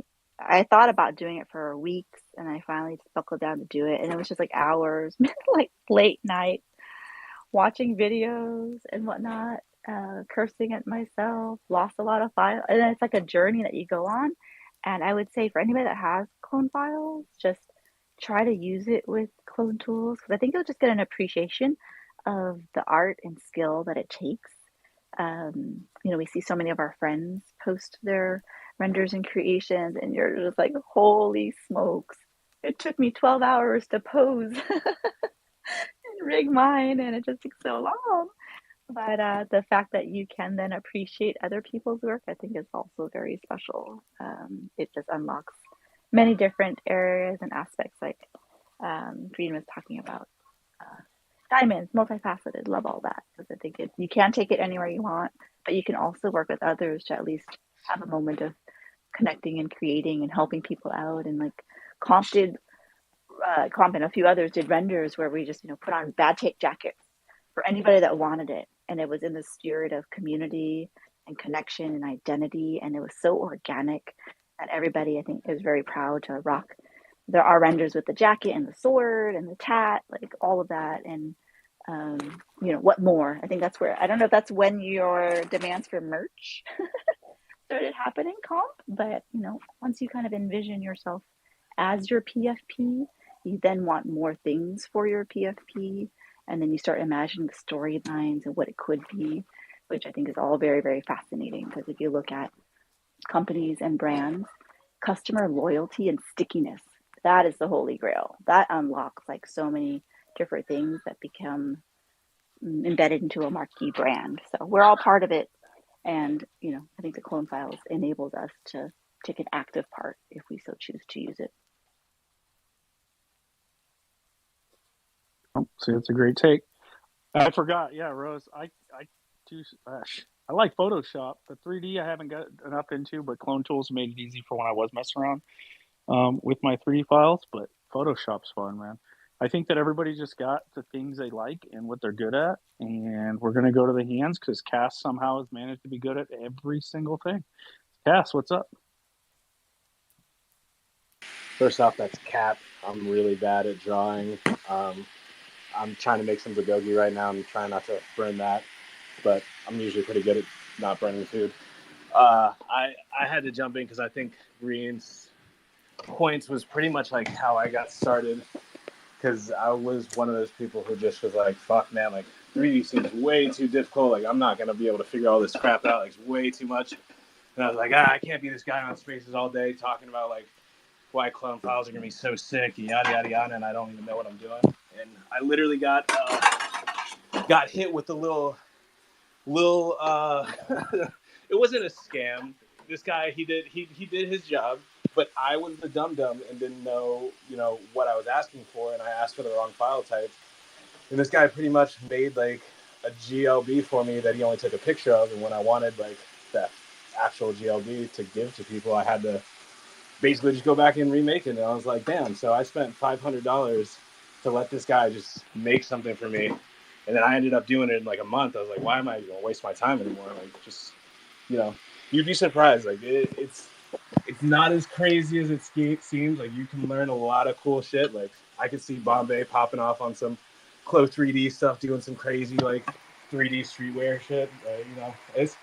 You never know. It's just one of those things. Like, we doubt ourselves because things sometimes seem hard. But if you just spend time and ask questions and talk to smart people, you'll figure shit out. And we got a lot of smart people here. So yeah, don't be afraid to ask questions. Yeah, if anybody has any questions, because I know I do. I still got questions, man. But if anybody's like, if you guys want to play with Marvelous Designer, Clo 3D, and like learn how to do garments and stuff like that, like I put my time in. I've learned some things. I've kind of figured it out. So especially when it comes to like rigging it to clone bodies and stuff like that. I apologize if I missed some stuff because I was helping out with a baby, but this is the same. It's the same thing probably as most of these other creators. Like this was absolutely 100% new to me until Artifacts showed up. I never touched a 3D model or never even opened a 3D program or operating system. Nothing. I didn't. This is all brand new. I had no idea this was a thing, and then here we are, and now like I make custom, like I can make garments in 3D. Like it's the coolest thing. I love fashion. I love clothing. I've never been able to like do that IRL. Like that's a very, very hard thing to do to be able to be a good like seamstress or whatever they call it. I don't know what the proper terminology is, but like that's really tough. And even just to be able to like conceptually put things together is really hard from a fashion standpoint. But in 3D, you're able to like, dude, you can experiment. There's all kinds of stuff you can do, and you can never make a mistake because you can always just start over. Like there's no, it's amazing. There's no limits. It's incredible. So I really employ anybody. Like if you have any ideas, it's super easy to even just put a logo on one of these garments that Artifact has provided you. And there's videos that on the Artifact YouTube page that shows you how to do it. But even beyond that, you can literally make your own custom pieces. So it's amazing. It's an incredible thing. We have some incredible tools at our disposal.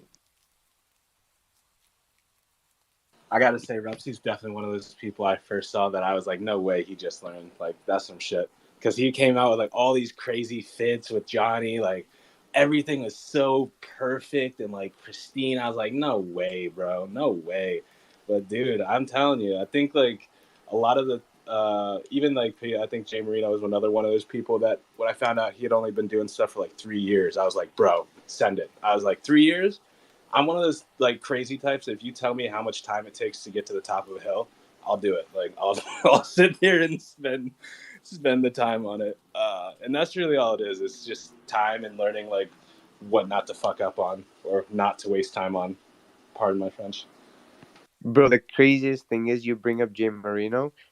Jay Marino is such a crazy artist, bro. I think he was like a year in his career, 1 year, bro, in Blender from when he started, and he already like we were talking about Medikey the other day, and bros didn't know what Medikey was, but Jay Marino actually made a official Medikey edition, bro. Medikey 4 is made by Jay Marino, and he made that a year into his Blender journey, and it was crazy, bro. You guys should go check it out. On OpenSea, just type Medikey and the 4, Medikey 4. It's a Jay Marino. Did you see the So sample he dropped animated. today though? The hint that he dropped today? No, I just got on my phone, bro. I seen you guys. I'm like, yo, gotta go on here. Yo, No, Jay is an absolute that's legend, finest with bro. the Like pen. That shit was nasty. huge inspiration when I started seeing Jay's work, bro. Like that was incredible to me. And then to hear that he'd only been doing it for a year before he started putting that stuff out was just. And then the conviction. I mean, like his conviction for like his passion was just everything. When he emptied his bank account to get a rig, you know what I mean? Like that's crazy. Like to empty your fucking bank account to get a rig so you can create, bro. That tells you everything. You know what I mean? That's Yo, pretty special. are there like 3D art conventions and like I don't know, like is there a place where like a bunch of 3D artists get together and display their work, or like forums, like because it'd be dope to market In the clones to metaverse, bro. creators. They do it in the metaverse, right? Because like everything is digital, right? So where else are you going to showcase your digital assets except in? No, but I'm talking like regular artists who do 3D work, like not Web3. Because it'd be dope to onboard. 3D artists are weird, bro. These guys are like nomads. You know, they're like traveling all over the world, bro. Because like you don't have like a fixed job, right? Because you're just working from Blender, bro, essentially. So these guys, bro, they're weird people, bro. Like we're weird people, bro. Look, just like just look around. Dude, I remember in Canada, bro, like early Canada, early 90s, and they had a commercial, and there was like bro, crazy 3D art, like commercial, like it was like some abstract shit, and like I just feel like if we can get like I just look there's just like not there's so many 3D artists out there doing beautiful work that if they knew about clones and the price it costs to get one of these things, like I think it could be a play to market to some of these artists that don't even know what NFTs are, bro. Like, well, let me just say this. I mean, just being in 3D for the small amount of time that I've been in it, and like looking at like the like if you were to go on and try to get like some kind of 3D assets online, right? Like sure, there's some stuff you can get for free that'll work for you, I guess. But at this price, for the assets that you're getting, if you download your clone files and you go in there and you start opening up these files and seeing what's in there, dude, it is insane the amount of work that's put into each and every clone, and it's 20,000 of them, right? So if you open this up, not only do you have every single piece of your clone full body, so underneath the PFP, you don't see everything. Like from the chest down, it's a full thing. Like you got sandals, you got pants, you got multiple pants, and you got female and male versions of all of this. Not only that, but each individual piece is separated to where you can easily access them. You can do whatever you want to them. Not only that, but each and every piece is formatted for different programs. So if you work in Blender, you got that. If you work in whatever, there's 5-6 different file types in there. Like all that work to make that one clone for all these different programs is insane, and then do that 20,000 times. Right. Because you can essentially, because you can get 3D models for pretty cheap, like on the internet, right? Like they sell Not these. good ones, bro. Not good No, ones. I'm saying like you can't, but like think about you pay $2,000 for essentially a CloneX that, and it's essentially you can collaborate with Nike with any render you do, right? And you can customize it and everything, but it's essentially is like a Nike collaboration with every render because it's a Nike asset, and then you can use it for your own thing and you can customize it, whatever.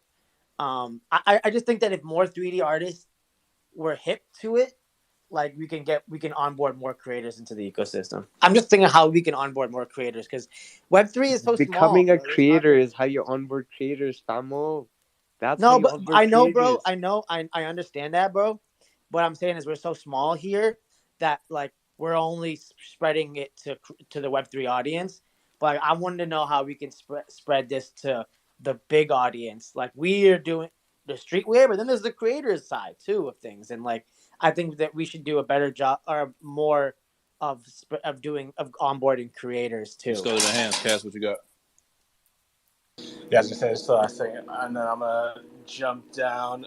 But yeah, I think this is a dope conversation. I think one of the fun things that I'd like to mention is it's gonna get easier over time, and I feel like the line eventually, on a long enough like time horizon, it'll be really blurred on like who is like quote unquote or a creative because they have access to tools, or who is quote unquote like a true artist because they've spent X amount of time. Because there are things like Wonder Dynamics. Like, I was trying to learn how to do VFX for like 6 months, 8 months. I saw that shit came out and I stopped. And I was like, all right, I don't have time to go and like try to keep up with this AI that's basically just taken a whole like 8-hour process and just made it super simple for people. But no, it's a forward-thinking group. So Artifact's always thinking about ways that like people who are quote unquote non-creatives can understand and access what's happening. And then to Bombay's point, getting more creatives on board, I think it's going to come through like the things you said,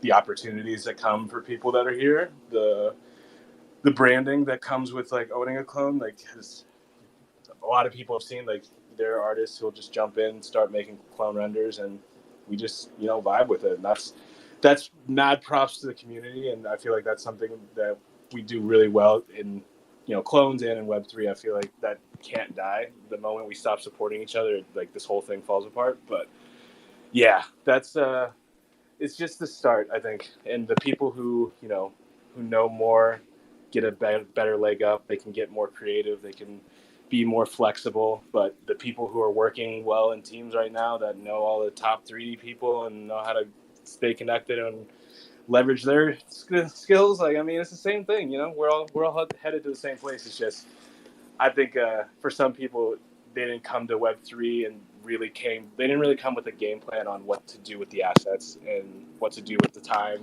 or what skills to find, which is totally fine because it's life.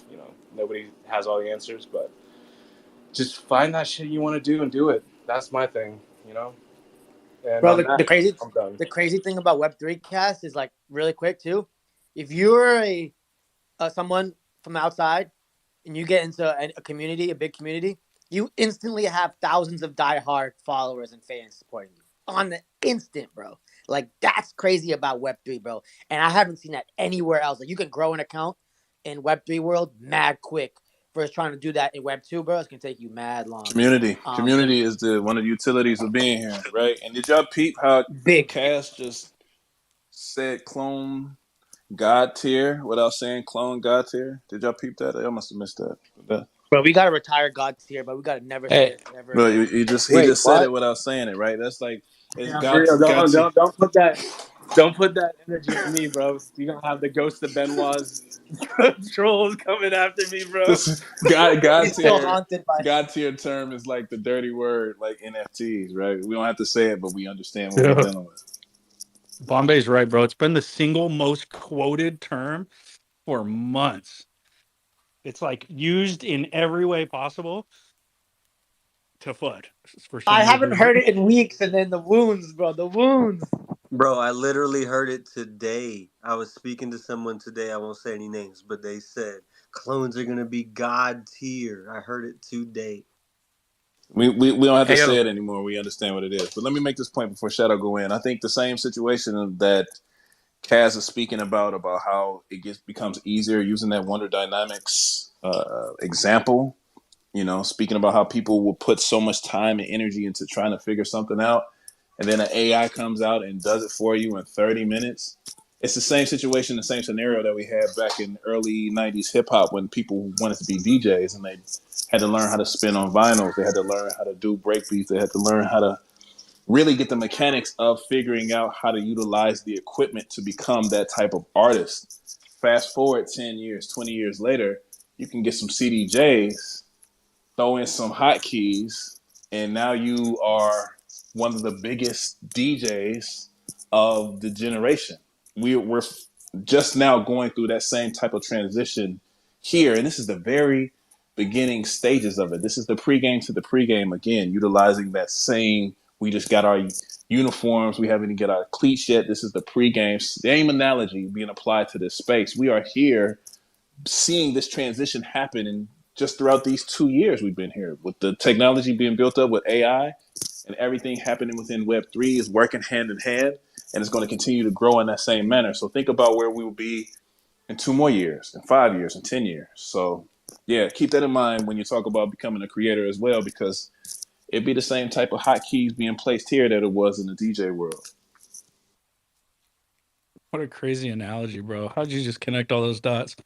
Because I So DJ and I'm like, it's so true. that's how my It's so mind true. works. That's how it works. Yeah. I just wanted to ask Cass real quick since you're up here. I know you can give me an answer. I'm pretty sure I know what the answer is, but I'm gonna ask it anyways. This is not like a speculation. This is like a serious thing. So I had to update my Mint laptop, which I recommend everybody don't ever mint on your personal computer. Buy a cheap laptop or something and mint everything off of there just to save yourself. And don't ever use that other than just minting. Anyways, I had to update that thing and I had to clear my cache and everything, and basically it deleted like all of my presets.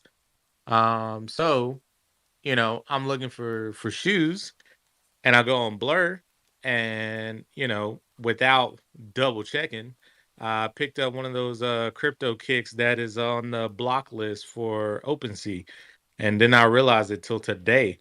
When I was looking at my wallet and I was like, yo, why is this thing saying you cannot list or whatever? So basically, question is there going to be any issues as far as on the artifact side? I know with OpenSea there is. Is there going to be any issues on the artifact side as far as like minting, foraging, anything like that in the future? Now, any of the marketplace blocks or flags, like that has nothing to do with how we authenticate things, and so those tokens are going to have their utility regardless. I think the big thing with any of that stuff, coming from a Web3 degen as well, who's bought some flagged assets and then sold flat assets, like sometimes people just don't want to buy them, so it's always like something just to keep in mind, like I personally don't think it's that big of a deal. You can get like the flag removed if you really want to. I've heard people. Nah, it's not.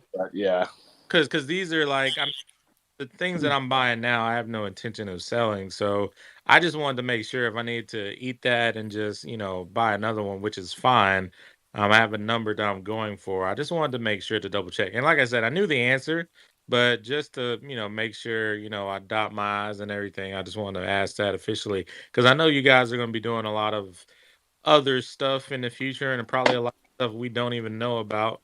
And I don't know if you guys will ever do like some crazy launch or something like on OpenSea, but I think most people are trying to get out of OpenSea now that they got this royalty thing going on. But yeah, cool. That was Somebody it. sell me a flagged Murakami DNA for 2 ETH. That's all.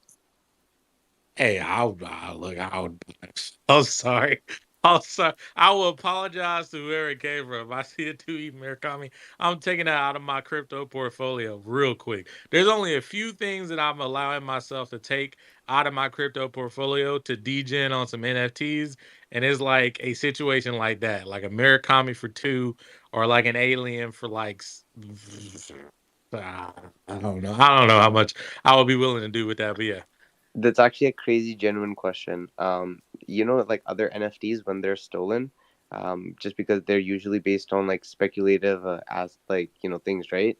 They don't really have much merit in like being purchased if they're stolen, unless you're like speculating on the price going up. But like for a collection that is filled with 3D assets, what's your guys' actual take on it? Like, what keeps you from buying flagged clones? People usually don't buy them so that they could resell them. Yeah, that's on a fact. OpenSea at least. But there's nothing on the blockchain that indicates that it's been compromised. It's literally a front-facing thing that OpenSea is the only platform that even marks them anymore out of every marketplace. OpenSea is the last one. So to your point, though, Shadow, is unless any of these projects were like working directly with OpenSea through their API, there's no way that they would know that they're even flagged because it's a unique to OpenSea thing. And that's There's what I not was a talking record on the about. blockchain at all. Oh yeah, no, that's what I was talking about because Mood. I've seen some projects where they like mint on OpenSea or they do some kind of collaboration event, but if you have one of those flagged items, it's not available, or it has a lot of restrictions. That's what I was really asking. But yeah. That's so sick, bro. That's actually crazy. Because that doesn't limit your collection at all. Because from where I come from, like if in Genesis, stolen NFTs are like, nah, we don't even want them. But I don't know why. Yo, the most expensive artwork is the female Jesus, and that shit is the most expensive shit in the world. So I don't know what you guys talking about stolen artwork. That's facts. That's facts. That's big facts. Big facts. Mona Lisa's been stolen like how many times? Yeah. I mean, it's still stolen technically. I was about Yeah. to say it's still yoinked up right now, but at the same time, a lot of people, when they talk about community, didn't necessarily want. A lot of people stayed away from flagged items for that same reason. You know what I'm saying? But I think if it makes sense, it makes sense, man. If you can get something that you're looking for, that you really want. I know it's this snake-eyed clone that I've talked about before, and I'll talk about again. It got flagged because somebody else bought it, but if I had the opportunity to get it, I would have yoinked that joint too, Mona Lisa style. So. And if as long as you can still have the same type of utility that goes along with it, owning it, right? Like Shadow can keep that same flagged crypto kick that he has, crypto dunk that he has, and still forge them when it's time to forge them. Rock with it, baby. Get your shoes on, get your rocks off, do what you got to do. Tie the laces up tight, or they might tie it by themselves, self-lacing. But don't let me go too deep into it. Yeah.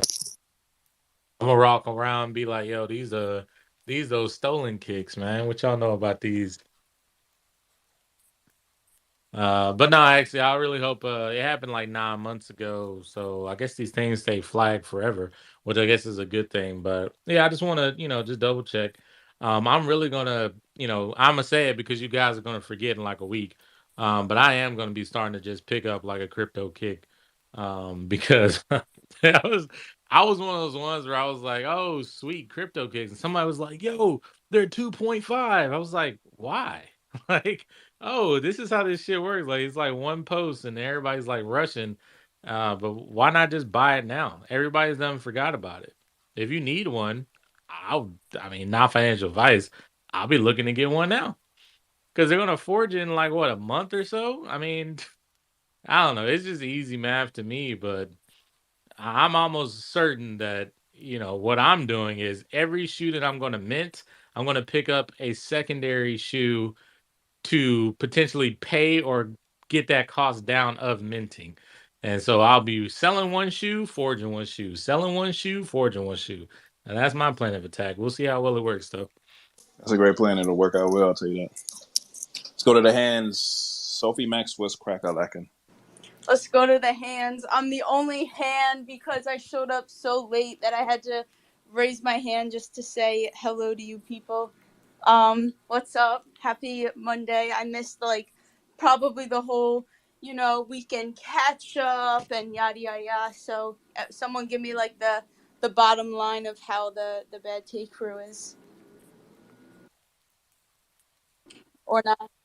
Baron never gave us the weekend catch up. Baron's got notes. We haven't even checked in with Baron. What are the notes, Baron? What are the notes?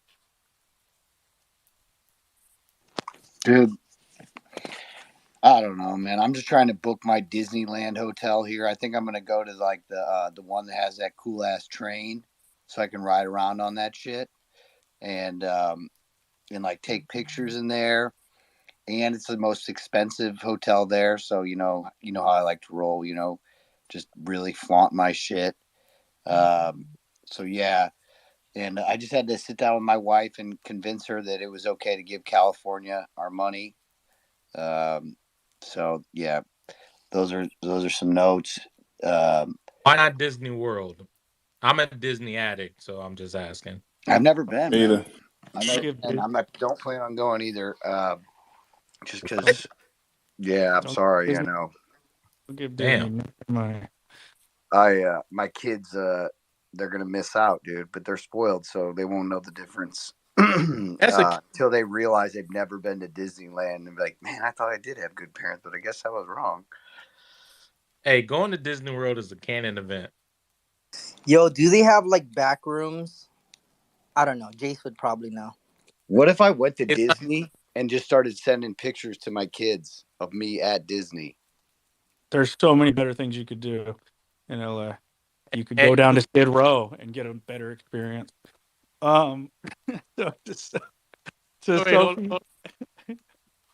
Wait, somebody asked, do they have back rooms? Disney World actually has underground tunnels nobody knows about. That's how they get to and from, and how they get the costume characters. Bro, you're saying too much.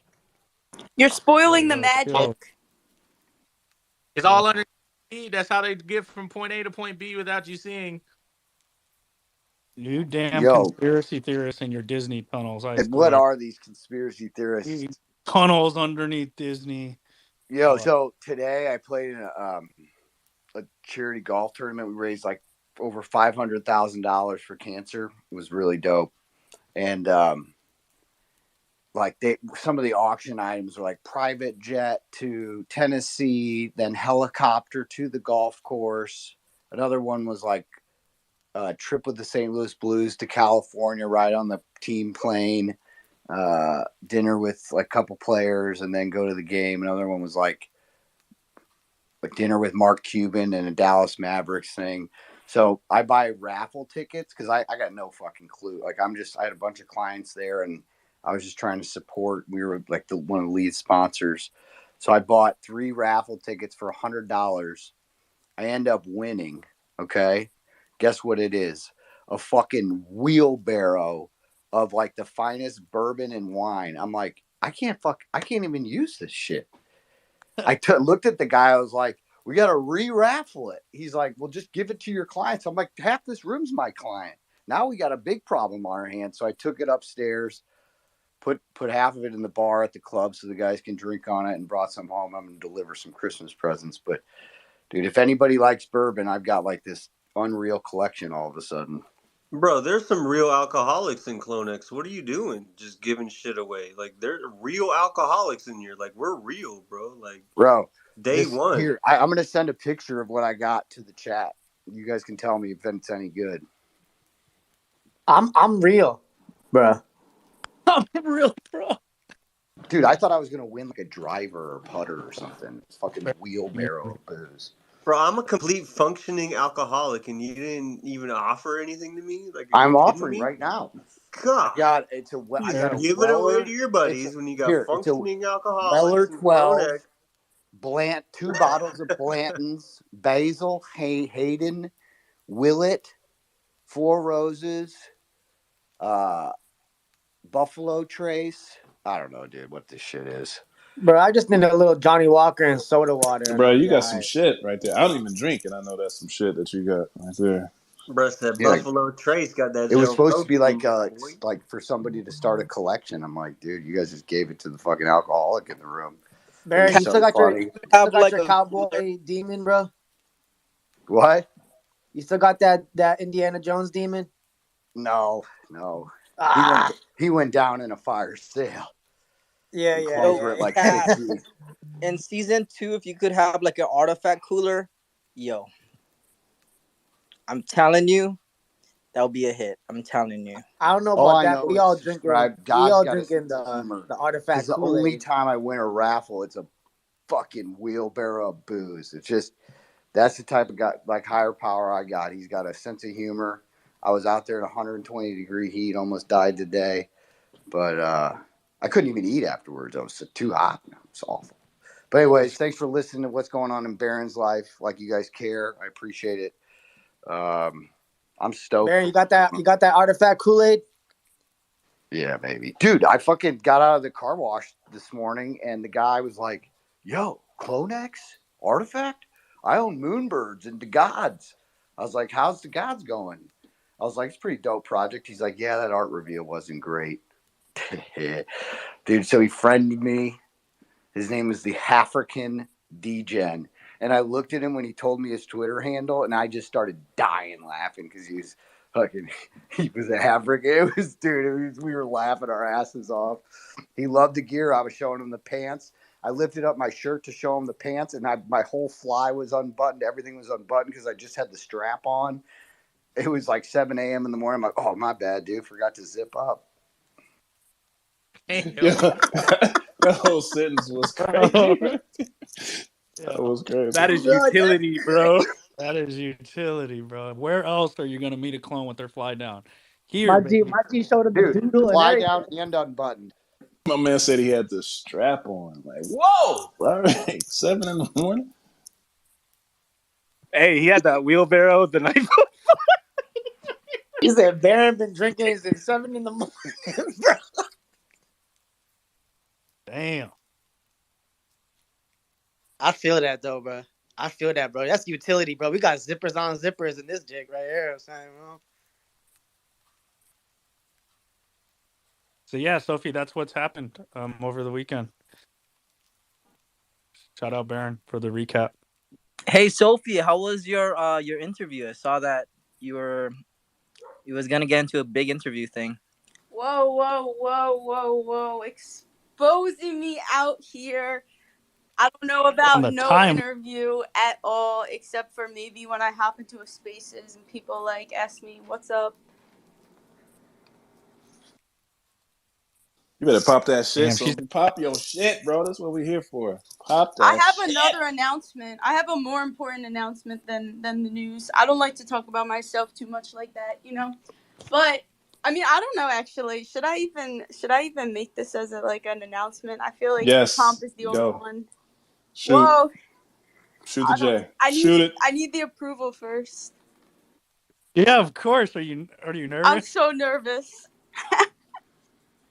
Okay, no, I'm just gonna, rip the Band-Aid off and tell everybody now that the human PFP is making it out of Philly cheesesteak land and / New York City and finally coming to the West Coast where the good people are for the big event, the big weekend.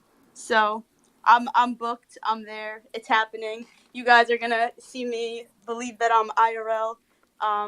Yeah, that's about that. If Sophie can make it from the East Coast, none of y'all have excuses, I swear. I'm going to see all y'all in LA if Sophie can make it from the East Coast. It's my first time. First time? Oh my God! Y'all gotta take her to Skid Row. It's beautiful down there. Gotta go to Skid Row. Can I come? We gonna make it a group trip, man. We gonna go pull up, and, talk to the people, shake hands, kiss babies, all of the above. Fuck Disneyland. We going to Skid Row, baby. I'm gonna zip my zipper that day, though. Nah, bring the strap on. They'll enjoy all of that engagement. We going through, man. Sophie, let's go to Disneyland. I'm down. I'm down. Whatever Rose Jade says is the move. I'm there. That's probably smart. Rose Jade has really, really good decision making.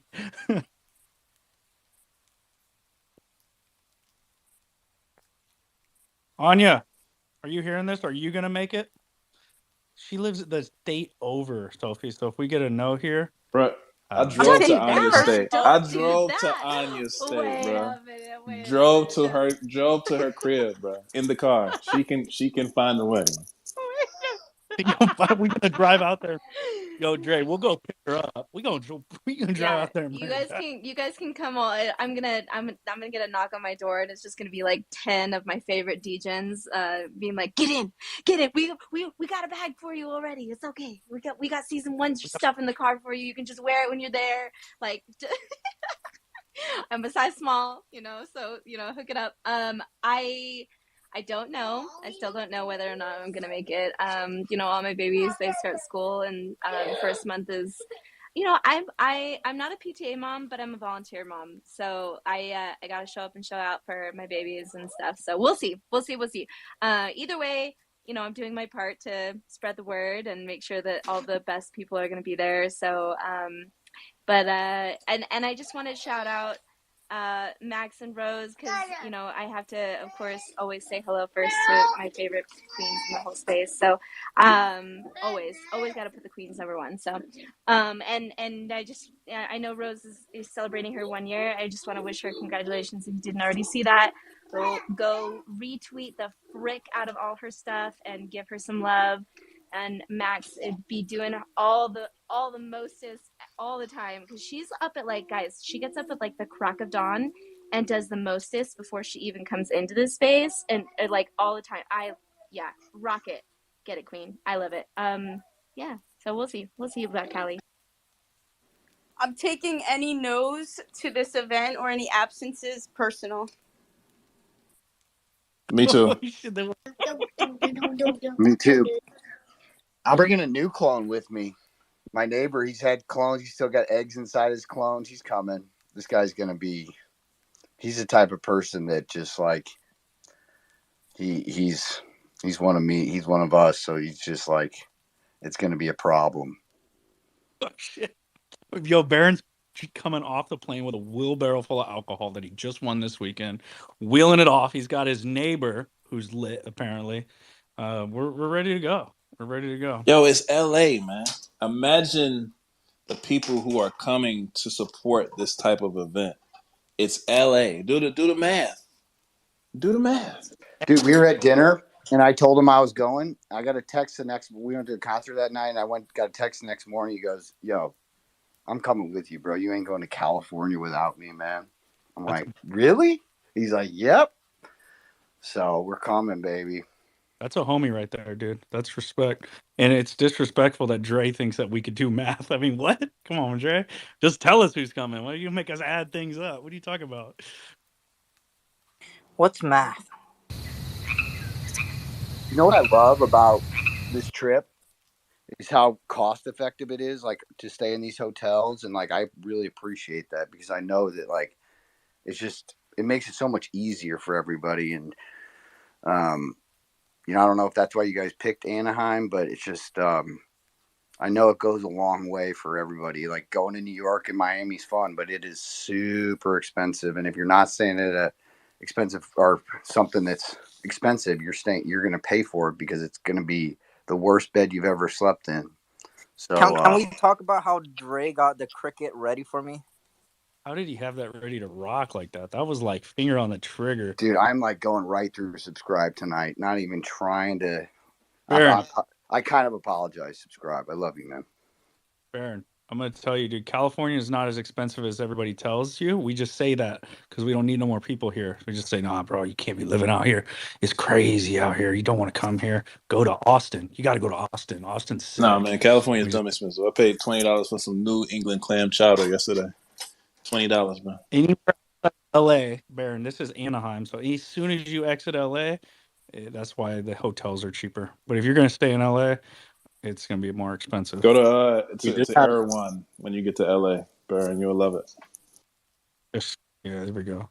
I was gonna say we could talk about the Skid Row hotel stay that we thought we were gonna plan out, but then Yo, canceled. can we talk about that? Nah. See, almost got it. Y'all almost got it, bro. But yeah, cool. I'm scared for the time change because, as Anya just brought up, I wake up very early, and so if I wake up very early and it's going to be 3 hours earlier, I'm a little concerned. Like 3 a.m. your time, you're getting up at. Oh yeah, it's a wrap. Everybody does it, man. Everybody who comes from the East Coast, that come to the West Coast, wake up at 3, 4 a.m. for the first couple of days. I had my mom out here for 6 months. She did it for 5 months. Woke up at 4 a.m. every single day. Man, I really wish I could make it out, man. It's only like a 6 hour drive for me from Phoenix, but unfortunately, your boy got a birthday the last day of August, and it's a big one. So I don't want to put the number on it because I'll feel old as shit. But it's a big one, and so the wife is planning some stuff for me. And it's just unfortunately with getting time off of work, I do have to work a Web 2 job, which sucks. But it's just not gonna happen. I would love to be out there though. I can't, man. Hey, you know what? I will say this though: if there is a one later in the year in Texas, I might be able to slide out there because my boy Johnny out there. I've yet to meet him, and I would love nothing more than to connect with my man Johnny and be a part of the CloneX fam out there in Texas. So I might fly out there for that one if there's a later one. I'll say Texas is sort of inevitable on the tour list. I'm gonna throw that out there. Johnny's cool though. I met him last year, twice. It's cool. Oh, he's the man, bro. He's doing it, man. I'm so proud of him, bro. Like we just talked.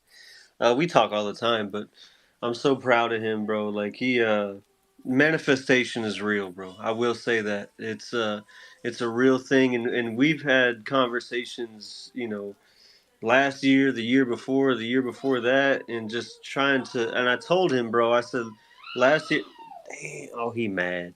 Last year in 2022, I said, man, 2023 is gonna be a wild ride for you, And it took a little while for it to crack off, but it's here. That man is really he's he's doing it, bro. Like he's when you think of the creative design, like creative director, like he's in China, he's in the factories, he's designing, he's living the dream, and I'm so proud of him, bro. So I would love nothing more than to meet up with him. I will say this: if he was going to go to Anaheim, I'd probably be out there, but I don't think he's going to be able to make it. No, so unfortunately, if it goes to Texas, that's where I'll be. So y'all can meet me in Texas. So that means we need to talk Johnny into coming to Anaheim so we can get you to come out. That's Cool. what I You heard. gonna get me in trouble? Don't do that, bro. Let's not do that. For one pack, there too easy, Johnny. Let's go. Hey, I'll go to Texas. I like Texas, man. I'll say, Rupsy, and it's all the birthday weekend, so it's just you just got one excuse after another you can throw in there. I think it's a good play. Yeah, I mean, I could definitely pull the card, but unfortunately, family things happened in the past couple of weeks to where I had to make a trip out to Florida. That was kind of it was unplanned. So some things happened to where I had to make an extra trip, and so it kind of took away from many future trips. So it is what it is, man. But we're gonna meet soon, so I can't wait.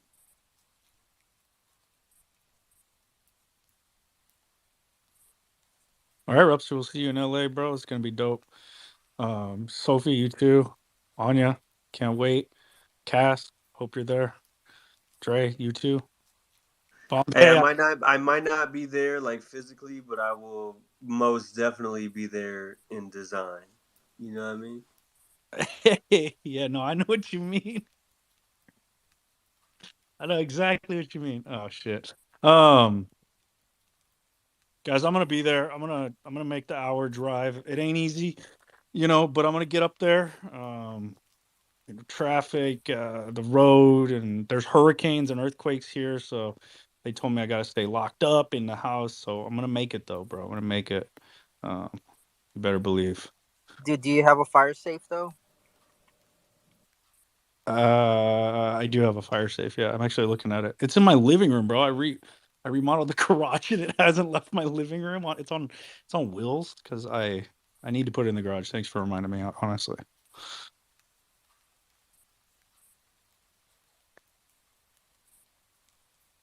Yeah, you need to bolt that thing to the floor, bro. What's a safe on wheels? Come on now.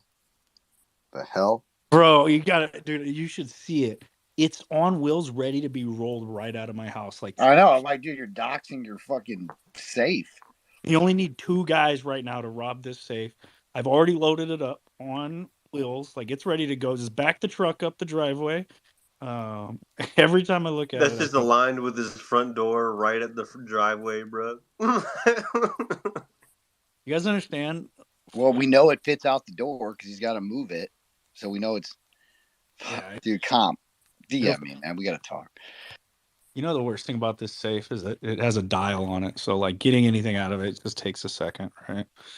It's a first world problem. No, yeah, roll it right out the front door. Just pop it up, and then you got to just be careful going down the stairs. But it's pretty much ready to rock.